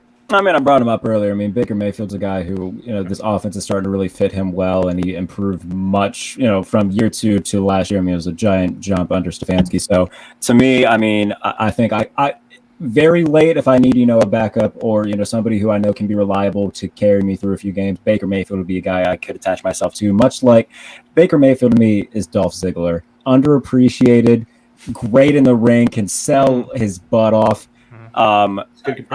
Yeah, and very over the top, is arrogant a mean word to say? Maybe arrogant. He's arrogant. Yeah, so I think he'd say he is. Baker Mayfield to me is Dolph Ziggler, underappreciated, arrogant, damn good in the ring. I like it. I dig it. I do like it, and I think that from the pairing standpoint, I talked about Tom Brady earlier. If I could get Tom Brady and Baker, I think that is something that's realistic. I don't think Brady and Burrow is realistic because I think people are going to take Burrow too high, but pairing Brady and Baker, I think you're going to have some success there from a fantasy standpoint, or Aaron Rodgers and Baker. Whatever, looking at some ADPs, you could get Brady in the 7th, Mayfield in the 13th. Right. That's a nice combo. And I think Baker's going to have some good seasons. Good year this year. We talked about it last week, I believe, where he got cheated out of at least 400 yards and probably 4 or 5 touchdowns just because of win games last year, which were insane weather games, which were completely crazy. And obviously, he's never going to be throwing the ball 610 times like Brady did last year. And I don't think you guys realize that. Brady threw the ball 610 times last year, which I think was second to Matt Ryan for 4,600 yards and 40 touchdowns. Which is also 43 or 4. I happen to have the stats up for Aaron Rodgers. That matches Aaron Rodgers' career high ever in pass attempts, and it was Brady's career high right there. A couple others pretty close in that 600, but that an enormous amount of pass attempts. So that's going to happen again. What was his pass attempts in the undefeated regular season year? That one, 578. Oh, wow. Yeah. So, I mean, Arians is going to have him throw it. So anyways, Brady, Baker, I think that's a great combo. I like the Dolph reference. I actually had, from an AEW standpoint, I think similar to an extent, MGF, man. Maxwell Jacob Freeman. Yes! I think that is Baker Mayfield. I have Baker. He's great on the mic. Baker's post-game press conferences are pretty funny, really, if you think about it. He tries to drop in old school rap lyrics into all of his post-game press conferences. So he's good on the mic like MJF. I think that whether it's been overplayed or not, the wake up feeling dangerous is freaking fantastic. Well, yeah, that was off the cuff. That was fun. I mean, he's referenced Snoop Dogg, he's referenced DMX, he referenced Lil Wayne. He's talking about Myles Garrett, having to be he's like a silent assassin, like the silent G in Lasagna from like the Lil Wayne lyric, Rich, you gotta finish the rest of the pinnacle. Who on the Browns is FTR? Who is Sean Spears? Who you gotta go through the rest I have to go through the rest of the pinnacle. Since he's Rich, I gotta say, your comps on point, man. These are great. You've done a fantastic job. I think Baker just needs a scarf, and then it would be Oh, that Burberry scarf. He needs that Burberry scarf, and he wore that silk shirt to UFC last Saturday night, right? So he wore the silk shirt next to Liddell, dropping hints, first row. But yeah, so I mean, I think Baker's a guy to target late. Burrow, I wish Burrow wouldn't go so high, but I think he's going to go. I think he's going to go higher. He's a sexy name. In the cigar with the LSU thing going on, I don't know. Well, and the ADP shows it. I think he's going right now. He's being drafted ahead of Matt Stafford. So Burrow's being drafted ahead of Stafford. I don't think that's crazy. I think that's possible. I would take Stafford before I took Burrow in a redraft league. Maybe in Dynasty I could see Burrow, but Anthony, who's the guy who hasn't come up yet that is on your radar? Jared mentioned him earlier. I like the idea of Carson Wentz. I know everybody's so down on him, but I think going back to Frank Reich with not to give him a pass for last year, but that whole offensive line fell apart. And exactly like Griff just mentioned in the comments, now going to Indianapolis with that line and then having Jonathan Taylor behind you and then having the weapons that he has on that team along with a coach who knows how to use them. And I mean, if Wentz doesn't get hurt against the Rams, he probably wins the MVP that year. I don't know what happens in the playoffs, but he probably wins MVP. So aligning back with Frank Reich and with the rest of the pieces on Indy, I like Carson Wentz a lot. And I don't know how much I like Daniel Jones, but I think he's really intriguing considering where his ADP is and what he could potentially do given his skill set and the addition of Kenny Golladay, the return of Saquon Barkley, and then the emergence last year of Slayton into that offense. Daniel Jones is my backup in every league so far. I literally have him in every league I'm in so far. I'm like, well, there's a chance that they just kept throwing enough offensive talent at him that he's going to run for some stuff and make it work. So there's a couple of them. Obviously, I don't think Joe Brady can fix him, but I needed a reason to explain why Sam Darnold is Seamus, and it's pretty straightforward. He just, so that one was pretty easy. But the one that I was most proud of is the guy that early on everybody kind of made jokes about, and he bounced around from team to team or from gimmick to gimmick. And then eventually he hit this weird window where the longevity and the fun, self-deprecating swagger to himself, I know where you're going with this, was just universally loved. That Ryan Fitzpatrick is Mick Foley. And it's just everyone loves the idea of him, and that he's probably not even as good as just the reverence became, but that it was so fun that everybody's just like, you want to know what? I like Fitzmagic. Let's have some fun with it. And honestly, in a redraft with Terry McLaurin and Logan Thomas and Curtis Samuel and Antonio Gibson, you could probably do worse as a backup quarterback. He's going to have some good weeks. And I will say, in a best ball draft, get yourself some Ryan Fitzpatrick late, because there's going to be some 400-yard, 4-touchdown games in there. They're probably going to lose. But in some crazy shootouts, he's going to have some stats. I think that's very fair. like that a lot, yes. I'm trying to just, look through the rest of my list. Now, you mentioned Sam Darnold. I've been very outspoken on Twitter saying that this is a Sam Darnold revenge year, and I'm excited. I think he does well. I think Carolina's playing meaningful football in December. I don't think they're a playoff team, but I think Sam Darnold's a big part of that. You look at how they drafted. DJ Moore's going to probably be in the slot predominantly, which is a scary thought for the league because he's so good. Robbie Anderson sneaky outside? Yes. So I'm just trying to look through the rest of my comps. I said Drew Lock's Matt Riddle because they're both tools. Here's the thing. I like Matt Riddle and I like Drew Lock, but they're just dorks, and it makes me laugh. Fair. I tried to think of one for Jimmy Garoppolo, and I went with Chris Masters. He's good looking, but just not good. Oh, so Yeah, those were the two that I was most proud of that were left on my list.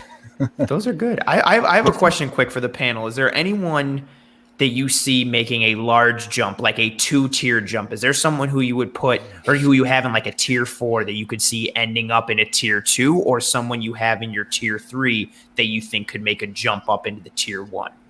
So I'll throw one out there that and the reason I'll reference this is we've seen a 5,000 yard passing and 33 touchdown performance from, and that I think everyone has just immediately assumed that there's no way Sean Payton can fix Jameis Winston. And I'm not advocating that Sean Payton will fix Jameis Winston, but when you only have to pay a 19th round pick and quarterback 28, I've seen worse upside investments that it's not crazy that Sean Payton and some of the talent in New Orleans could fix Jameis Winston. I'm not banking on that, but it's not crazy that he could have a resurgence. Yeah, Jameis Winston is our truth.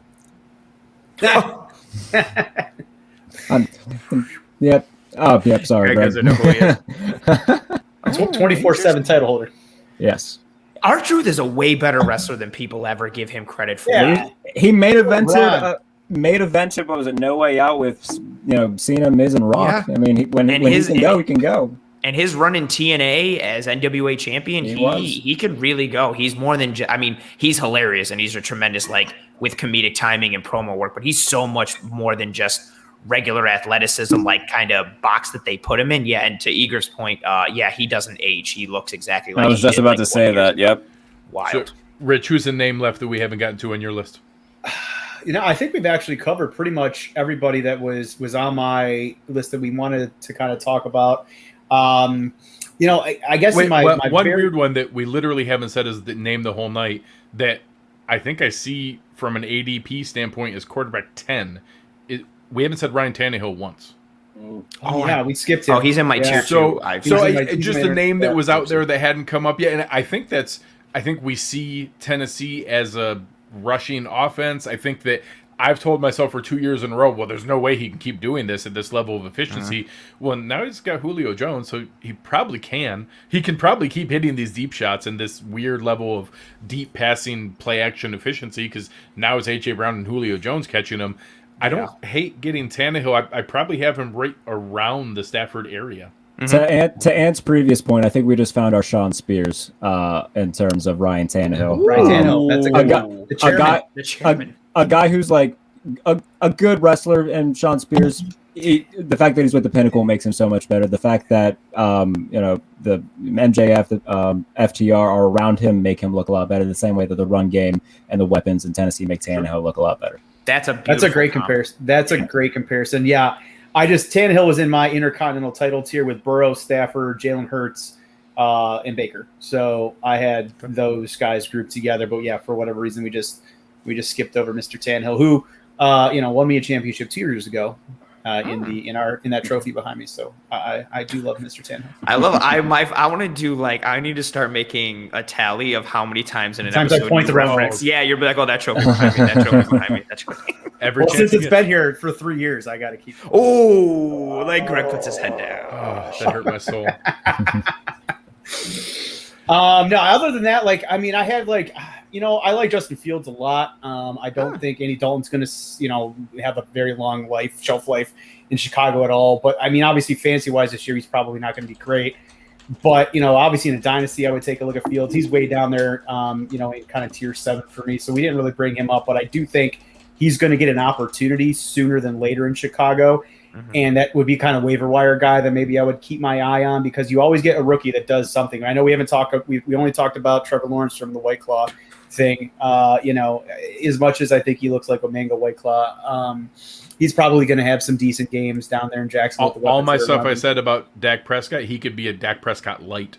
It's just a ton of volume, ton of volume and some weapons, and his weapons aren't equal to Prescott's, and he's not on par with Prescott in 2021 anyways. But a lot of that same logic of, hey, pretty good weapons and an awful lot of passing, and that might add up. And Jacksonville's defense is by no means good, so they're going to have to pass the way back into a lot of games. Oh yeah, they're terrible. I like that one. What do we think about Tua though? We haven't talked about Tua though either. He was in my NXT title tier with Tua, Mango Whiteclaw, Sam Darnold, Zach Wilson. We're in my, kind of tier 6 that, I actually have Tua in the Dynasty League with Justin Herbert and with Kirk Cousins. I took Tua in, I don't know, the 8th or 9th or something like that. I don't know. I'm not a big Tua guy, to be 100% honest, but he has an opportunity. He's going to have some wide receivers this year that are around him, getting his boy. Adding Fuller and Waddle matters. I don't think Parker's worthless. I don't love the running game. Sorry, Anthony. Gaskin. I was like, why are you apologizing to me? Because you made the trade for Gaskin in that league. But, you never know. I mean, Tua, actually, everyone kind of crapped on him last year. He had 1,100 yards, 11 touchdowns, and 5 picks. It's not like he had a bad run. They were really weird by benching him and then bringing him back and then benching him again. It was strange. So I think they literally had a closer in baseball. They were bringing in a closer.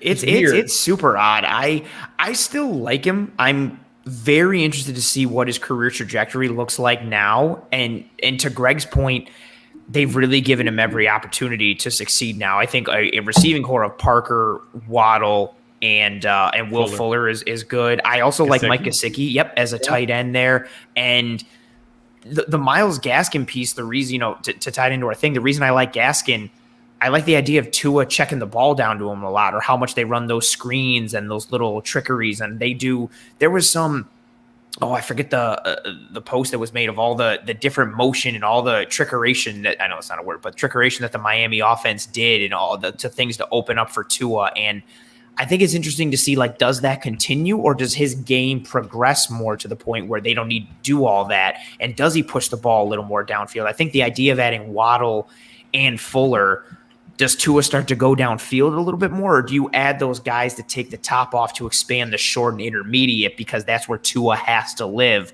because he can't make these reads and get the ball downfield? I think he's super intriguing because I don't feel like there's anybody in the middle. Everybody's like, he sucks and he's garbage. Miami should have taken a QB, or everybody's like, no, he's going to be fine. He's still going to be great.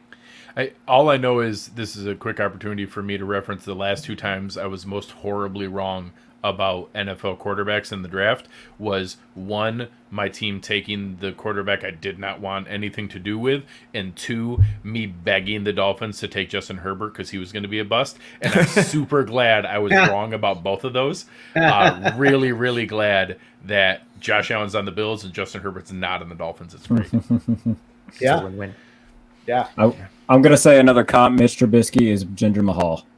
A guy who's just kind of thrown here. There's Deshaun Watson. Now we're gonna take Mitch Trubisky. We're gonna put the title on him instead of other guys like AJ Styles or Randall Keith or Shinsuke Bloody Nakamura who are on the roster. We're gonna take Mitch Trubisky. Hey, Jinder, here's the title. And then here, Mitch, here's the starting quarterback job. I really think he literally got that title push because Vince was so enamored with his diet. I'm not even kidding. I think he was the whole reason behind that was very obvious, and it's not Jinder Mahal's fault, but they wanted the indie market money. Oh, so they hosted. Yeah, it's true. Right. So, they went to the only reason I know his name is I read multiple business articles about how forced it was to get into the market and to get the Middle Eastern and Indian subcontinent market. That they made him the champion for it, and so whatever. Business decisions are made. So one quick quarterback, the last one I can see that I had here that I don't think is going to start week 1 because of the handsome man that Jarrett touched on earlier. But if for some reason Trey Lance got the keys from week 1, I actually think there's maybe some Cam Newton rookie year vibes, Kyle Shanahan offense. He might run for 12 touchdowns. Overrated. Overrated. I mean, there's some questions coming. I mean, there were some issues at North Dakota State, but we'll see. I thought that was for Trey Lance. Right? I thought it was for Trey Lance too. Yeah. No, we did talk about Kyle. It was for we Kyle did talk Shanahan. about we talked about Kyle Shanahan being completely overrated. Yeah, that's right. The most respected, beloved head coach to ever go 6-10, 6-10, and 4-12. Yeah. No, I still randomly like him, but he's overrated. Yeah. No, I think best case scenario for the 49ers is that, it's a redshirt year for Trey Lance, similar to how Alex Smith and Patrick Mahomes were, where, all right, this is basically just Jimmy G's, dress rehearsal for whoever's going to employ him next season. So that's best case scenario. Could be an in-season injury and trade. I think which would not surprise me. I mean, Jimmy cannot stay healthy. Piece. Yeah. And the fact that he is incapable of staying healthy, it would not surprise me if we see Trey Lance at all this season. He was my QB3 in terms of draft rankings this, past the draft. So, his last full season at North Dakota State, he put up video game numbers. He didn't throw an interception, which is ungodly. So the whole thing with Trey is, okay, he's played one game in the past calendar year, that little expedition that North Dakota State had. That's really the only thing that is holding me back. I don't care about the small school guys, and we've seen a lot of small school guys find success recently. So, I don't think that that's too much of an issue, and I think he fits in that scheme really well. Cool. Second that. Any other guys here in our last part of the roundtable for the quarterbacks? I got everybody covered. No, right. Yeah. I mean, I think we've done a really nice job going through, all the different tiers. I think we certainly had some differences. I know, to recap a little bit, I know Jarrett had Stafford a little higher than I would have put him, but I mean, his reasoning was spot on. And I think, value wise, certainly I would not be mad with Matthew Stafford later on the draft. So now, luckily that's where you're going to get him. So even if you have, Matt Stafford in your tier 2, I mean, you're not going to have to pay tier 2 price, which is fantastic. Yeah. I think, we all kind of like Joe Burrow a little bit. Obviously we like Mahomes and Josh Allen.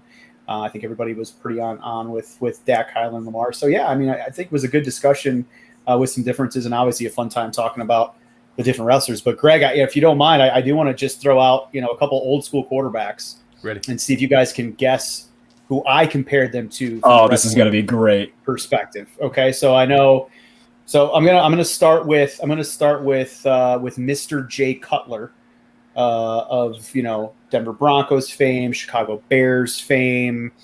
He's smoking Jay Cutler. Interesting gentleman that went on do a little I might have a guess. Okay, Jared, go ahead if you have a guess. Is it Orange Cassidy? Oh yeah, that is a good one. I was trying to find a comparison for Orange Cassidy, and Jay Cutler totally could play Orange Cassidy as a wrestler. I was kind of going down the Smoke and Jay's path, and I got Rob Van Dam with Jay Cutler. I went with Rick Rude. Rick Rude's a good one. A little bit of the arrogance aspect, and then injuries, couldn't stay healthy and had to stop. So I think like Rob Van Dam obviously was a hell of a talent. Mr. Monday Night, could have probably main evented WWE forever if he wanted to. He just didn't care and didn't want to. And I think Jay Cutler, similarly, probably could have been a way better quarterback, just didn't care and used his natural God-given talent to do what he did in the NFL. And now it's just like, hey, whatever, man, I'm cool. So I had Jay Cutler as RVD. Next one, and this is actually the wrestler's already been brought up on the show. We'll see how good everyone's been paying attention. Dan Marino is the quarterback, and I'm looking for a wrestler comp. I got one. Dan Marino. So really good, never won a title. Jake Roberts. Jake Roberts isn't bad, but he was not brought up on the show today, Anthony. I'm thinking of all the ones who were brought up. Was he? Maybe I missed Jake. Jake the Snake. Jake the Snake, by the way. DDP Yoga saved his life. DDP. Very true. Out to DDP. Scott Halls too. Yeah. Who could be Dan Marino? Somebody really good. Does E. Griff have it in the chat? E. Griff did get it. So I have Dan Marino as Mr. Perfect. Okay. Well done, Griff. He never won the WWE title. Never made it to the pinnacle. Was probably one of, in my opinion, one of the best Intercontinental champions ever. Technically amazing. Dan Marino obviously was phenomenal. Just never won for whatever reason. E. Griff, spot on, Mr. Perfect. All right, I'm going to make fun of my Browns for a minute because, we're good at that because we're not used to winning. So we're good at making fun of ourselves and tailgating. Tailgating's a good time. So the Browns, so not a particular quarterback, just the Browns quarterbacks from 1999 until we drafted Baker Mayfield. There's been a million of them. There was the jersey with all the names. I don't even know how many at this point. So the Browns, all of them collectively, the Browns quarterbacks from 1999 until we hopefully finally got it right here with Mr. MJF. The Nexus. I really want the answer to be Texas is not bad at all. I want the answer to be Doink the Clown. Doink the Clown is actually an answer for another quarterback. Oh, Is it Duke the Dumpster Drosy? It is not Duke the Dumpster Drosy. Is it a singular wrestler or is it a group? So I have a group and a singular wrestler in mind, honestly. Oh God. Is it the Blue World Order? Good guess. It is not the Blue World Order, but that is also good. So it is the Job Squad. Al Snow fame, the Job Squad, doing the JOB, doing that 1, 2, 3, just fucking taking it. And then the Brooklyn Brawler, if you want to go with the singular wrestler from olden times. But Doink the Clown. So maybe we'll do the opposite. What quarterback? Okay, Doink that's good. Ryan Leaf. Oh, that's a good one. Mark that's Sanchez. a good one. Mark Sanchez is right. Congratulations, Anthony. When he hit, I just can't butt fumble, right? I mean, it's Doink the Clown. I just can't. I can't. I feel like the Doink the Clown character was ahead of its time. I watched some old videos and he was terrifying, but in a way that I was like, kind of freaky. There's something there, maybe. I hated him as a kid. I thought he was the worst. And there was 2 different guys that played Doink the Clown. And there was Dink, too. That's what I thought of. I thought there were multiple guys because they could change it because of the makeup and everything like that. You didn't really. The original Doink, I believe Matt Bourne passed away. Yes. And they had somebody else play Doink. Yeah, they just put different makeup on different guy. Yeah. Different makeup on different guy. But yeah, that was just a little fun. I was just thinking of some older quarterbacks. I did have one other, and I'll just throw it out there. Peyton Manning for me is Triple H, just to give Triple H a shout out. Cerebral assassin, the game, everything, and obviously nepotism. Nepotism. It all fits. It all fits. It all fits. Nepotism. And some nepotism. But I don't know. I thought that was a fun segment. Obviously, we loved the wrestling references today, so I want to do a couple old school ones. Dig it. Plug in my So computer real quick. We're going going long all night here, so wanted to get in one more segment. We referenced the Dynasty League that we've got into here. We'll do a couple quick things on what we've got into there, and it's part of the Cover One Slack channel and guys that came together and wanted to put together a Dynasty League, so it's fun. So Rich, Anthony, and I are in there with 9 other guys.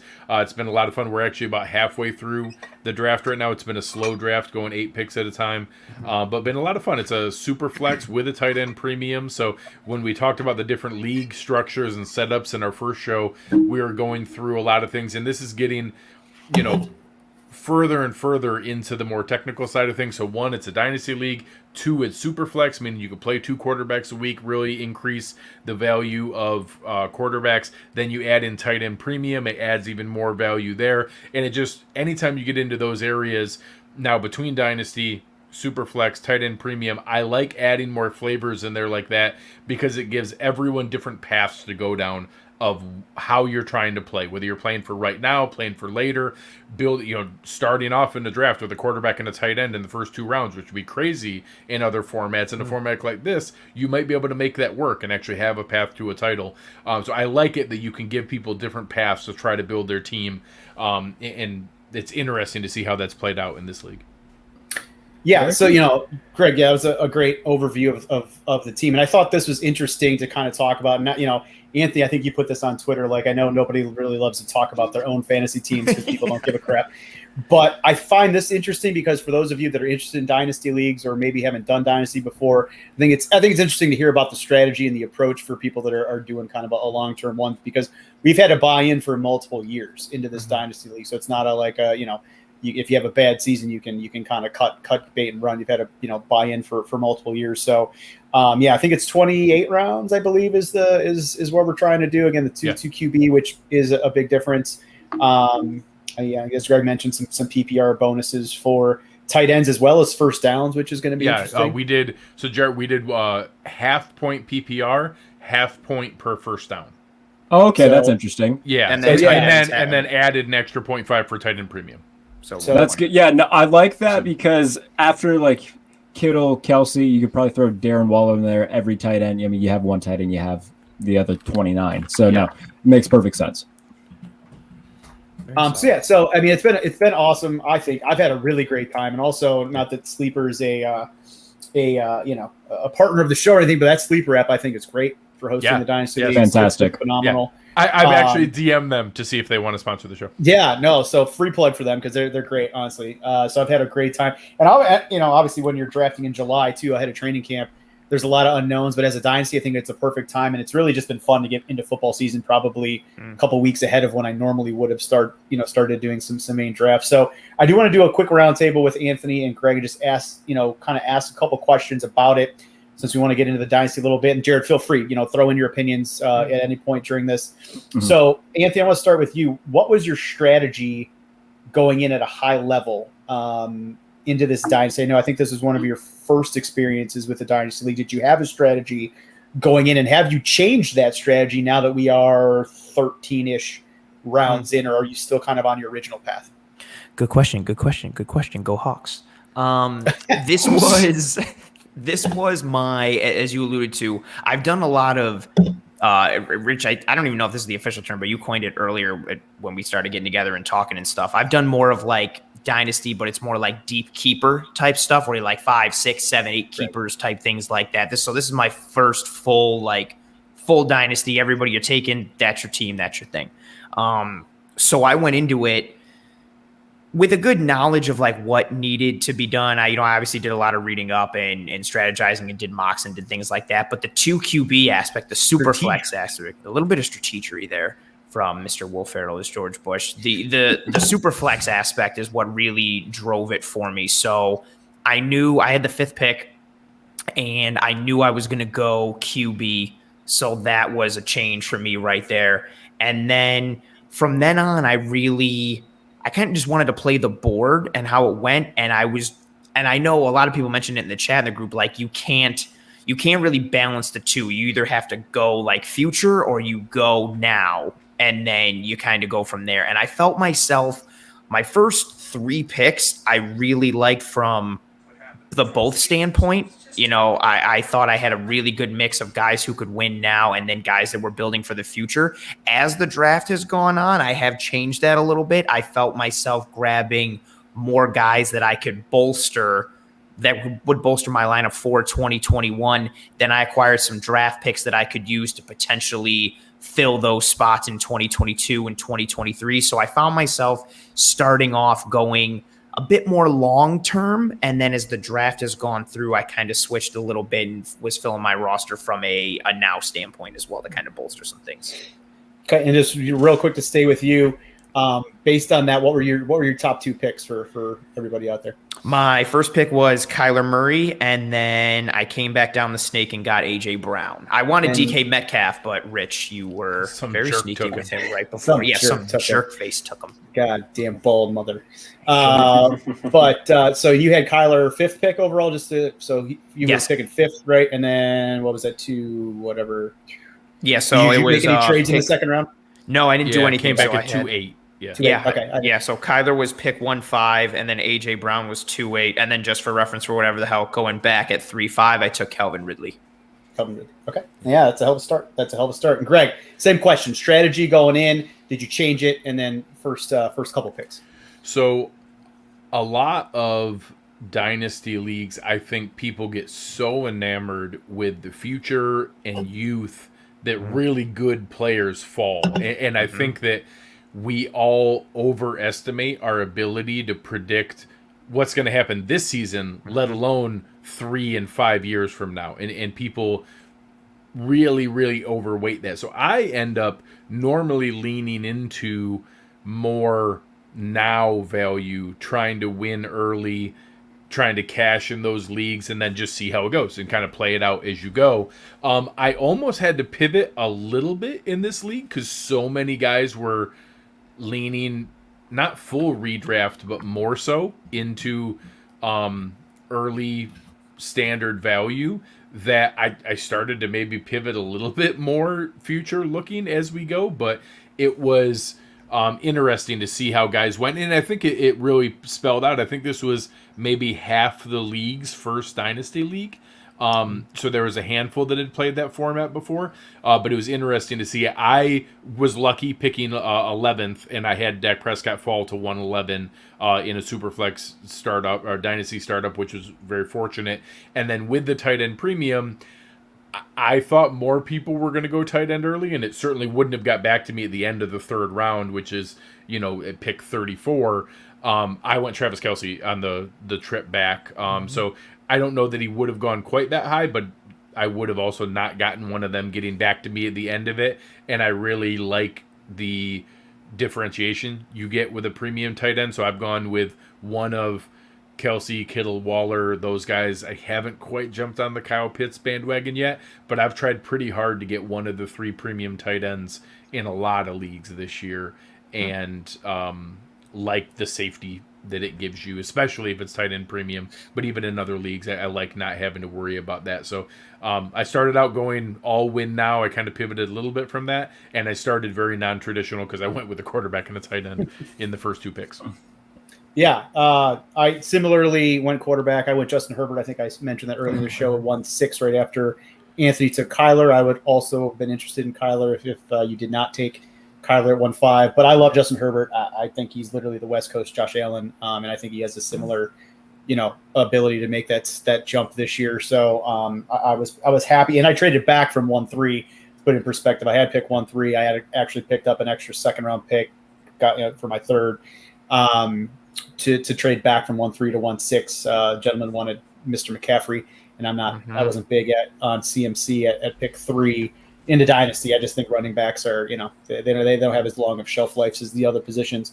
So I took Herbert, and then coming back to 5, which was the pick I acquired in the trade, I took DK Metcalf ahead of you, Anthony. Apologize, but AJ Brown's a great pick, and I like AJ Brown quite a bit. We'll get don't try to patronize. We'll get into more of that when we do our wide receiver tiers, I'm sure, on that particular show. But Jarrett, I do want to ask you a question. I know you're not in the league, but what experience do you have with Dynasty? Do you like it? Just any comments on the Dynasty format in general? Yeah, I mean, speaking of Dynasty drafts, I just pulled up mine just to go through my roster. It is much different than a yearly draft. There's different strategies that go into it. Quarterbacks are targeted a lot more early. So, but no, I mean, I played it more traditional. I'm kind of newer to the whole Dynasty thing, but there is so much more strategy that goes into it than people I think tend to realize. So no, I started off. I took Terry McLaurin very early because I think that he's going to be a stud in this league for years to come. But when you got George Kittle laying around after the third round, I hopped on that because there was no way I wasn't going to do that. And eventually, I think I was the last one to take a quarterback, but Matthew Stafford was still sitting there. So nice. While he is a little bit older, it's still going to get a couple year value out of him. So yeah, I mean, Dynasty is much different than, an every year draft, but, it is the strategy that goes into it makes it a lot more fun. So if you're kind of hesitant about joining a Dynasty league and think it might be confusing, it's really easy to understand once you kind of start doing it. Mike's in the league with us. Yeah. Okay. Yeah. See, the quarterbacks do go early and often in Dynasty League. So if you're a little bit hesitant about doing one, if you haven't done one before, there are, I believe, Sleeper, you can kind of do a practice draft if I'm not mistaken. So you can kind of get a little bit of practice before you join a league, but they are very, very fun if you're in a league that takes it very seriously. So yeah, I highly recommend doing Dynasty Leagues. They're very fun. And one fun thing, I think one of the pieces Rich didn't have a chance to touch on, but why it's been so fun, we're also doing a slow draft. So each pick has eight hours for each one, which some people get a little frustrated with or want to hurry up. But the benefit to that is I just counted it while we were sitting here playing. So far, 57 picks have been involved in a trade. One way or the other. 57 of the draft picks have been as a result of somebody not picking in the order they were. So, maybe half of that is trades, but there's been 25 plus trades already, which is really fun to be able to go back and forth. And Greg, your point, don't be scared of 8-hour draft timers because it is super fun. And let's be honest, when did this league start drafting? 4 days ago? Man, last Thursday. Yeah. We haven't been a week. 5 days. 5 days. So and we're on, we're halfway through, and we're averaging 2.5 rounds a day. So what if it takes 2.5 weeks right now? I mean, obviously, if you're trying to start a slow draft, third week in August, that's a problem. But if you're doing it early, it's fun, right? Everyone, we have nothing to do. It's mid-July. Baseball's in the middle of the season. It's kind of a dead period from a sports standpoint. With the NBA Finals is still on, which is great, but that's about to wrap up here in a couple days. So it's a really cool situation to then be able to kind of build some camaraderie with your league and talk trades and whatnot. So I'm thoroughly enjoying this one to this point, and yet definitely don't be scared off by the slower drafts, even if it's not Dynasty, because there's sites out there that host slow drafts, and it gives you the opportunity to do some analysis on picks. Quick plug, if you go and download the Underdog Fantasy app and use the promo code COVER1, you get $25 free, and you can do slow drafts there. I'm doing a slow draft on there right now for their Best Ball Mania, and going through, I actually got pick 1-1.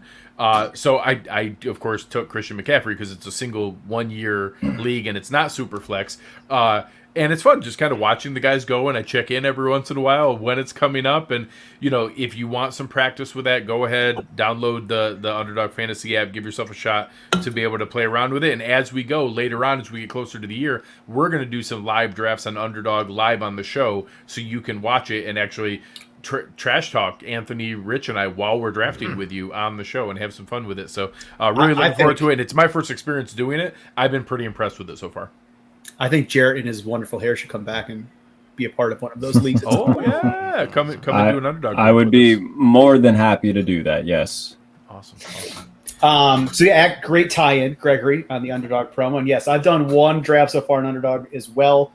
Deposited some money last week, and it was really fun. So, and like I mentioned, I think 2 shows ago, I'm a big I'm a big DraftKings, FanDuel in the past. But we all know that algorithms get involved there, and bots and computers, and there's this little bit of craziness.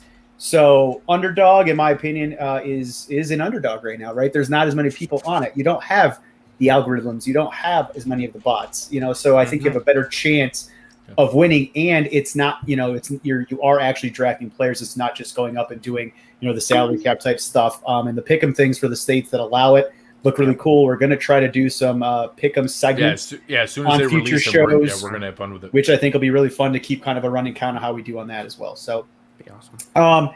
Last question. I know since we are coming up on the 2-hour mark, just to do one more question on the Dynasty draft. Since again, I'm really enjoying it, and I think Dynasty Talk is interesting. We haven't done much of it yet to this point through our first few episodes. But I guess it's a 2-part question. What has been your favorite pick so far outside of your top 2 or 3 that you just mentioned? And then what mistake have you made? Because we all make mistakes. Unless you're perfect. Maybe you 2 are perfect. I know I've made one mistake so far. What mistake or what would you take back, I suppose, through 13 rounds? So your biggest mistake was trading me the pick for Damian Harris. Obviously in the 12th or whatever. So I would say my favorite pick so far, I think, is a good example of kind of the tilt to younger players and things like that. I was pretty excited to get Austin Eckler in the 4th round. Yeah, I wanted him that round. I was super pissed when you got him. Well, like it's just one of those things where I think quarterbacks, wide receivers, tight end premium pushed up a lot of value. I rolled the dice not getting a running back, in my first 3 picks, and then kind of getting rewarded or saved by the fact that I had a guy like that fall. Austin Eckler was a nice pick, was certainly one where I was excited.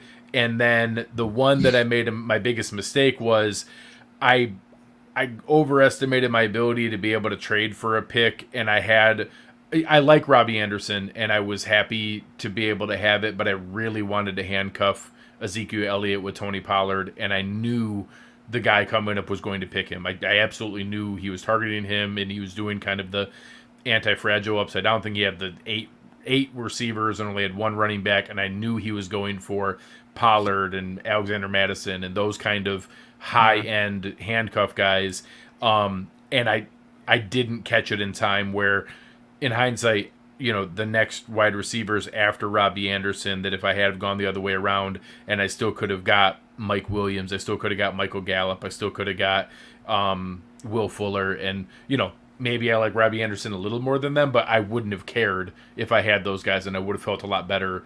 So I'm not huge on always handcuffing, but there's the handful of like premium guys that if you're going to invest in what it takes to get Ezekiel Elliott or what it takes to get Dalvin Cook or guys like that, where there's some obvious ones where those guys can be league winners if one of those premium guys goes down early, I think it's worth the investment to be able to get those guys. Good call. Anthony, same question. My favorite pick. So then they're both kind of related to each other, these two questions. So there started to get to be a serious run on running backs, and guys were just dropping left and right. But a lot of it was more future-based than it was kind of now. And it's close. I've kind of got a 1A and a 1B. My favorite pick. Sorry, one more Trevor Lawrence. I know we're almost over, but one more Mango White Claw. I got Mike Davis from the Falcons in the 7th round. I feel like he fell just because of name recognition, not a lot of knowing what's going on there, and then his age because he is more towards his late 20s. But, I mean, knock on wood, he's going to be the number one back there. He might even be a 3-down back who's seeing like 70, 80% of the work, and I'll take that in my RB2. And he showed a lot with Carolina last year. Now I know that's a small sample size and everything that comes with that, but I really like that pick. And then the one after it, I got Robert Woods in round 8. I really like that as well. You know, we've all talked about. If we like Stafford, somebody's got to benefit from that. Exactly. I was sitting there going, if I could get Kupp or Woods, I'll be happy. And I think Kupp went in the 1st or 2nd pick with the snake coming back down, and I was just holding out for Woods. I was very happy with that. And as far as mistakes so far, I kind of saw it not as a mistake, but as a regret. But then, Greg, both you and Rich have talked about the, running back shelf life in Dynasty. My biggest thought going through was like, damn, like, should I have gone running back earlier instead of, because, I was really happy with the first 3 picks, Kaiir, A.J. Brown, and Calvin Ridley. Like, A.J. Brown and Calvin Ridley both could be top 5 receivers this year and for the next like 4 or 5 years. I was like, oh, so that could potentially like work out. But then as we got further, I was like, I don't have a running back. Like, what does everything look like? And that was a regret for me and a worry. But then, looking at the rest of the team and with how you guys spoke about, the Dynasty shelf life for running backs, that kind of quelled my concern a little bit, but it was still in my head a little bit, which drove me, as you alluded to trade for Myles Gaskin so I could have some solid running back depth on my team as my 3rd running back. How about for you, Rich? Yeah, so I think so. I very similar draft to Anthony as far as my first 3. I went, Justin Herbert, and then I went DK Metcalf, and then I actually came back and went Stefon Diggs, which I was like in a Buffalo Bills league, and I do love wide receivers. I'm a guy that doesn't ever put premium on running backs, which I know is strange, and it's, but I've been very successful at that throughout my fantasy career. And I kind of I think maybe I overestimated. I did it on purpose. I grabbed Diggs. So I'm like, I'm in a Bills league, and I'm gonna trade Diggs, and these guys are gonna, And one particular individual, I really wanted Chubb, Browns running back. I think he's phenomenal. I almost took him where I took DK Metcalf. I would have now in hindsight, I would have taken Chubb where I took DK Metcalf, and then still because I have 2.5 and 2.10 from that trade, so I picked DK at 2.5. I would have taken Chubb at 2.5 and then taken whoever at 2.10. One of DK, AJ Brown, Diggs, or Tyreek Hill. Yeah, AJ Brown would have been gone, but Tyreek Hill, sure. Yeah. But I do like the younger wide receivers in Dynasty, which is why I wanted DK or AJ. Yep. And I didn't think they were going to make it back. I thought, I'm not in a Browns league. I'm in a Bills league. I think Chubb will fall to me at 2.10. He didn't. And then I thought, I'll take Diggs. I'll just trade the guy Diggs for Chubb, and I'll sweeten the pot a little bit or whatever. And then he was like, no, Chubb's awesome. I love it. What? I'm like, you're a Bills fan. Well, I mean, I'm not saying and in Rich's defense, Jarrett can't like Chubb, but he just saw someone overpay to get to pick 1-1 to take Josh Allen over Patrick Mahomes. So, like, it was kind of built up that, this is going to be awesome. I'm just going to take Diggs, and I'm going to I was certainly not going to I was certainly going to give him fair value for Chubb. Right. I just figured, if I give him Diggs and whatever, I'll get Chubb, and it'll Did you offer the Chubb owner Diggs for Chubb before you offered me the Diggs and Miles swap for? Okay, cool. Oh yeah, for sure. And then I can't remember what the deal was. I think it's Brian in the league, but it was, and he was, we had a great conversation. He was like, no, I think Chubb's the best running back in the NFL, and I really like him. And I was like, well, F me, like that sucks. I agree with my you, strategy. I mean, I'm really happy that somebody else thinks the Browns running back the best in the NFL, but that hasn't happened since Peyton Hillis on the cover of Madden, and we were really stupid, but he still got on the cover of Madden, which is hilarious. Anywho, so I would have probably switched that around, but then I did make a deal later, and I ended up getting Joe Mixon, who I love his volume in Cincinnati this year. Especially no Gio Bernard. No Gio Bernard. He's going to get the ball a ton. I think that Cincinnati's offense, again, is going to be okay. Even coming from behind in games. I think he's going to be on the field, even in passing situations at times, which is weird this year. So I don't mind Mixon at all from that standpoint. But I obviously, as a Browns fan, would have preferred Chubb. So I do want to ask Jarrett one question to finish up this segment. So I'm going to give the top 4 players, I believe, on the 3 of our teams, and I want your opinion, Jarrett, of our. I think you kind of understand where we've headed so far, but I'm going to recap them for you, and I'm just curious of your opinion. Who, we can have some bragging rights early on because I think we all value your opinion. Whose start do you like the best out of the 3 of us? Again, I start my top 4 are Justin Herbert, DK Metcalf. I have Devonta Adams as well that came in the Joe Mixon trade, and then Joe Mixon, although I do not have a top-tier tight end. So that's where I differ from Greg. Gregory has Dak, Travis Kelce, Ezekiel Elliott, and he also has Terry McLaurin, who you all have already mentioned. And then Anthony, why don't you go ahead and give your top 4, or I could read it, whatever you want. I heard my top 4 picks. Yep. Kyler Murray, AJ Brown, Calvin Ridley, and then Aaron Jones. So whose start do you like best? I really like Ants. Now here I'm with Rich in terms of the fact that I don't overvalue running backs. I do tend to go receiver more than running back. The fact that you got those 2 receivers along with a very good quarterback, and Aaron Jones, who's for some reason we don't talk about Aaron Jones enough as being very good, but he is very good. So no, that is a fantastic. I mean, none of your 4s are horrible by any means, but yeah, Ant definitely that's a hell of a first 4 picks for you, my friend. That's great.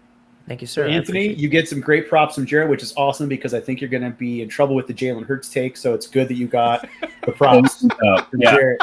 Yeah. All-time great, Jarrett. I think that take got blown out of. I think that take got blown out of proportion because I get the point you were attempting to make. It was just comparing Jalen Hurts to the Undertaker. That's just kind of stuck in my head. I'm just like, I can't. But I do appreciate and understand the point you were attempting to make in terms of gimmick helping wrestler and player. Yeah. Well, and obviously, on that note, everyone else. We appreciate you very much. You were the only man capable of the job tonight to be able to come in and do the fantasy football pro wrestling mashup, and you did so phenomenally. I tried. And I'm really proud of myself. I knew more than half of the names you guys said. Yeah, you did good. I was pretty proud of myself. I knew a good 50% plus, so I was doing pretty well. Well done to everyone. Yes, tonight was a good show. It was a long one for everybody to hang in there. For those of you who are not pro wrestling fans, there's going to be some other fun and exciting things coming up as well. We've got running back tiers and a fun guest and a fun mashup for that. We've got wide receiver tiers and another great guest and mashup for that. So we're going to be there with you all the way up through the season. We're going to go through those elements, do some live drafts, get into a lot of questions and scenarios you guys can send us. We're going to get into those player prop parlays that they have on Underdog, having a good time with those and try to help make you guys some money. It's going to be a lot of fun overall, but thank you guys for hanging in there with us tonight. It's been a long show, but a lot of fun. You have been listening to Cover One Fantasy, and we are out.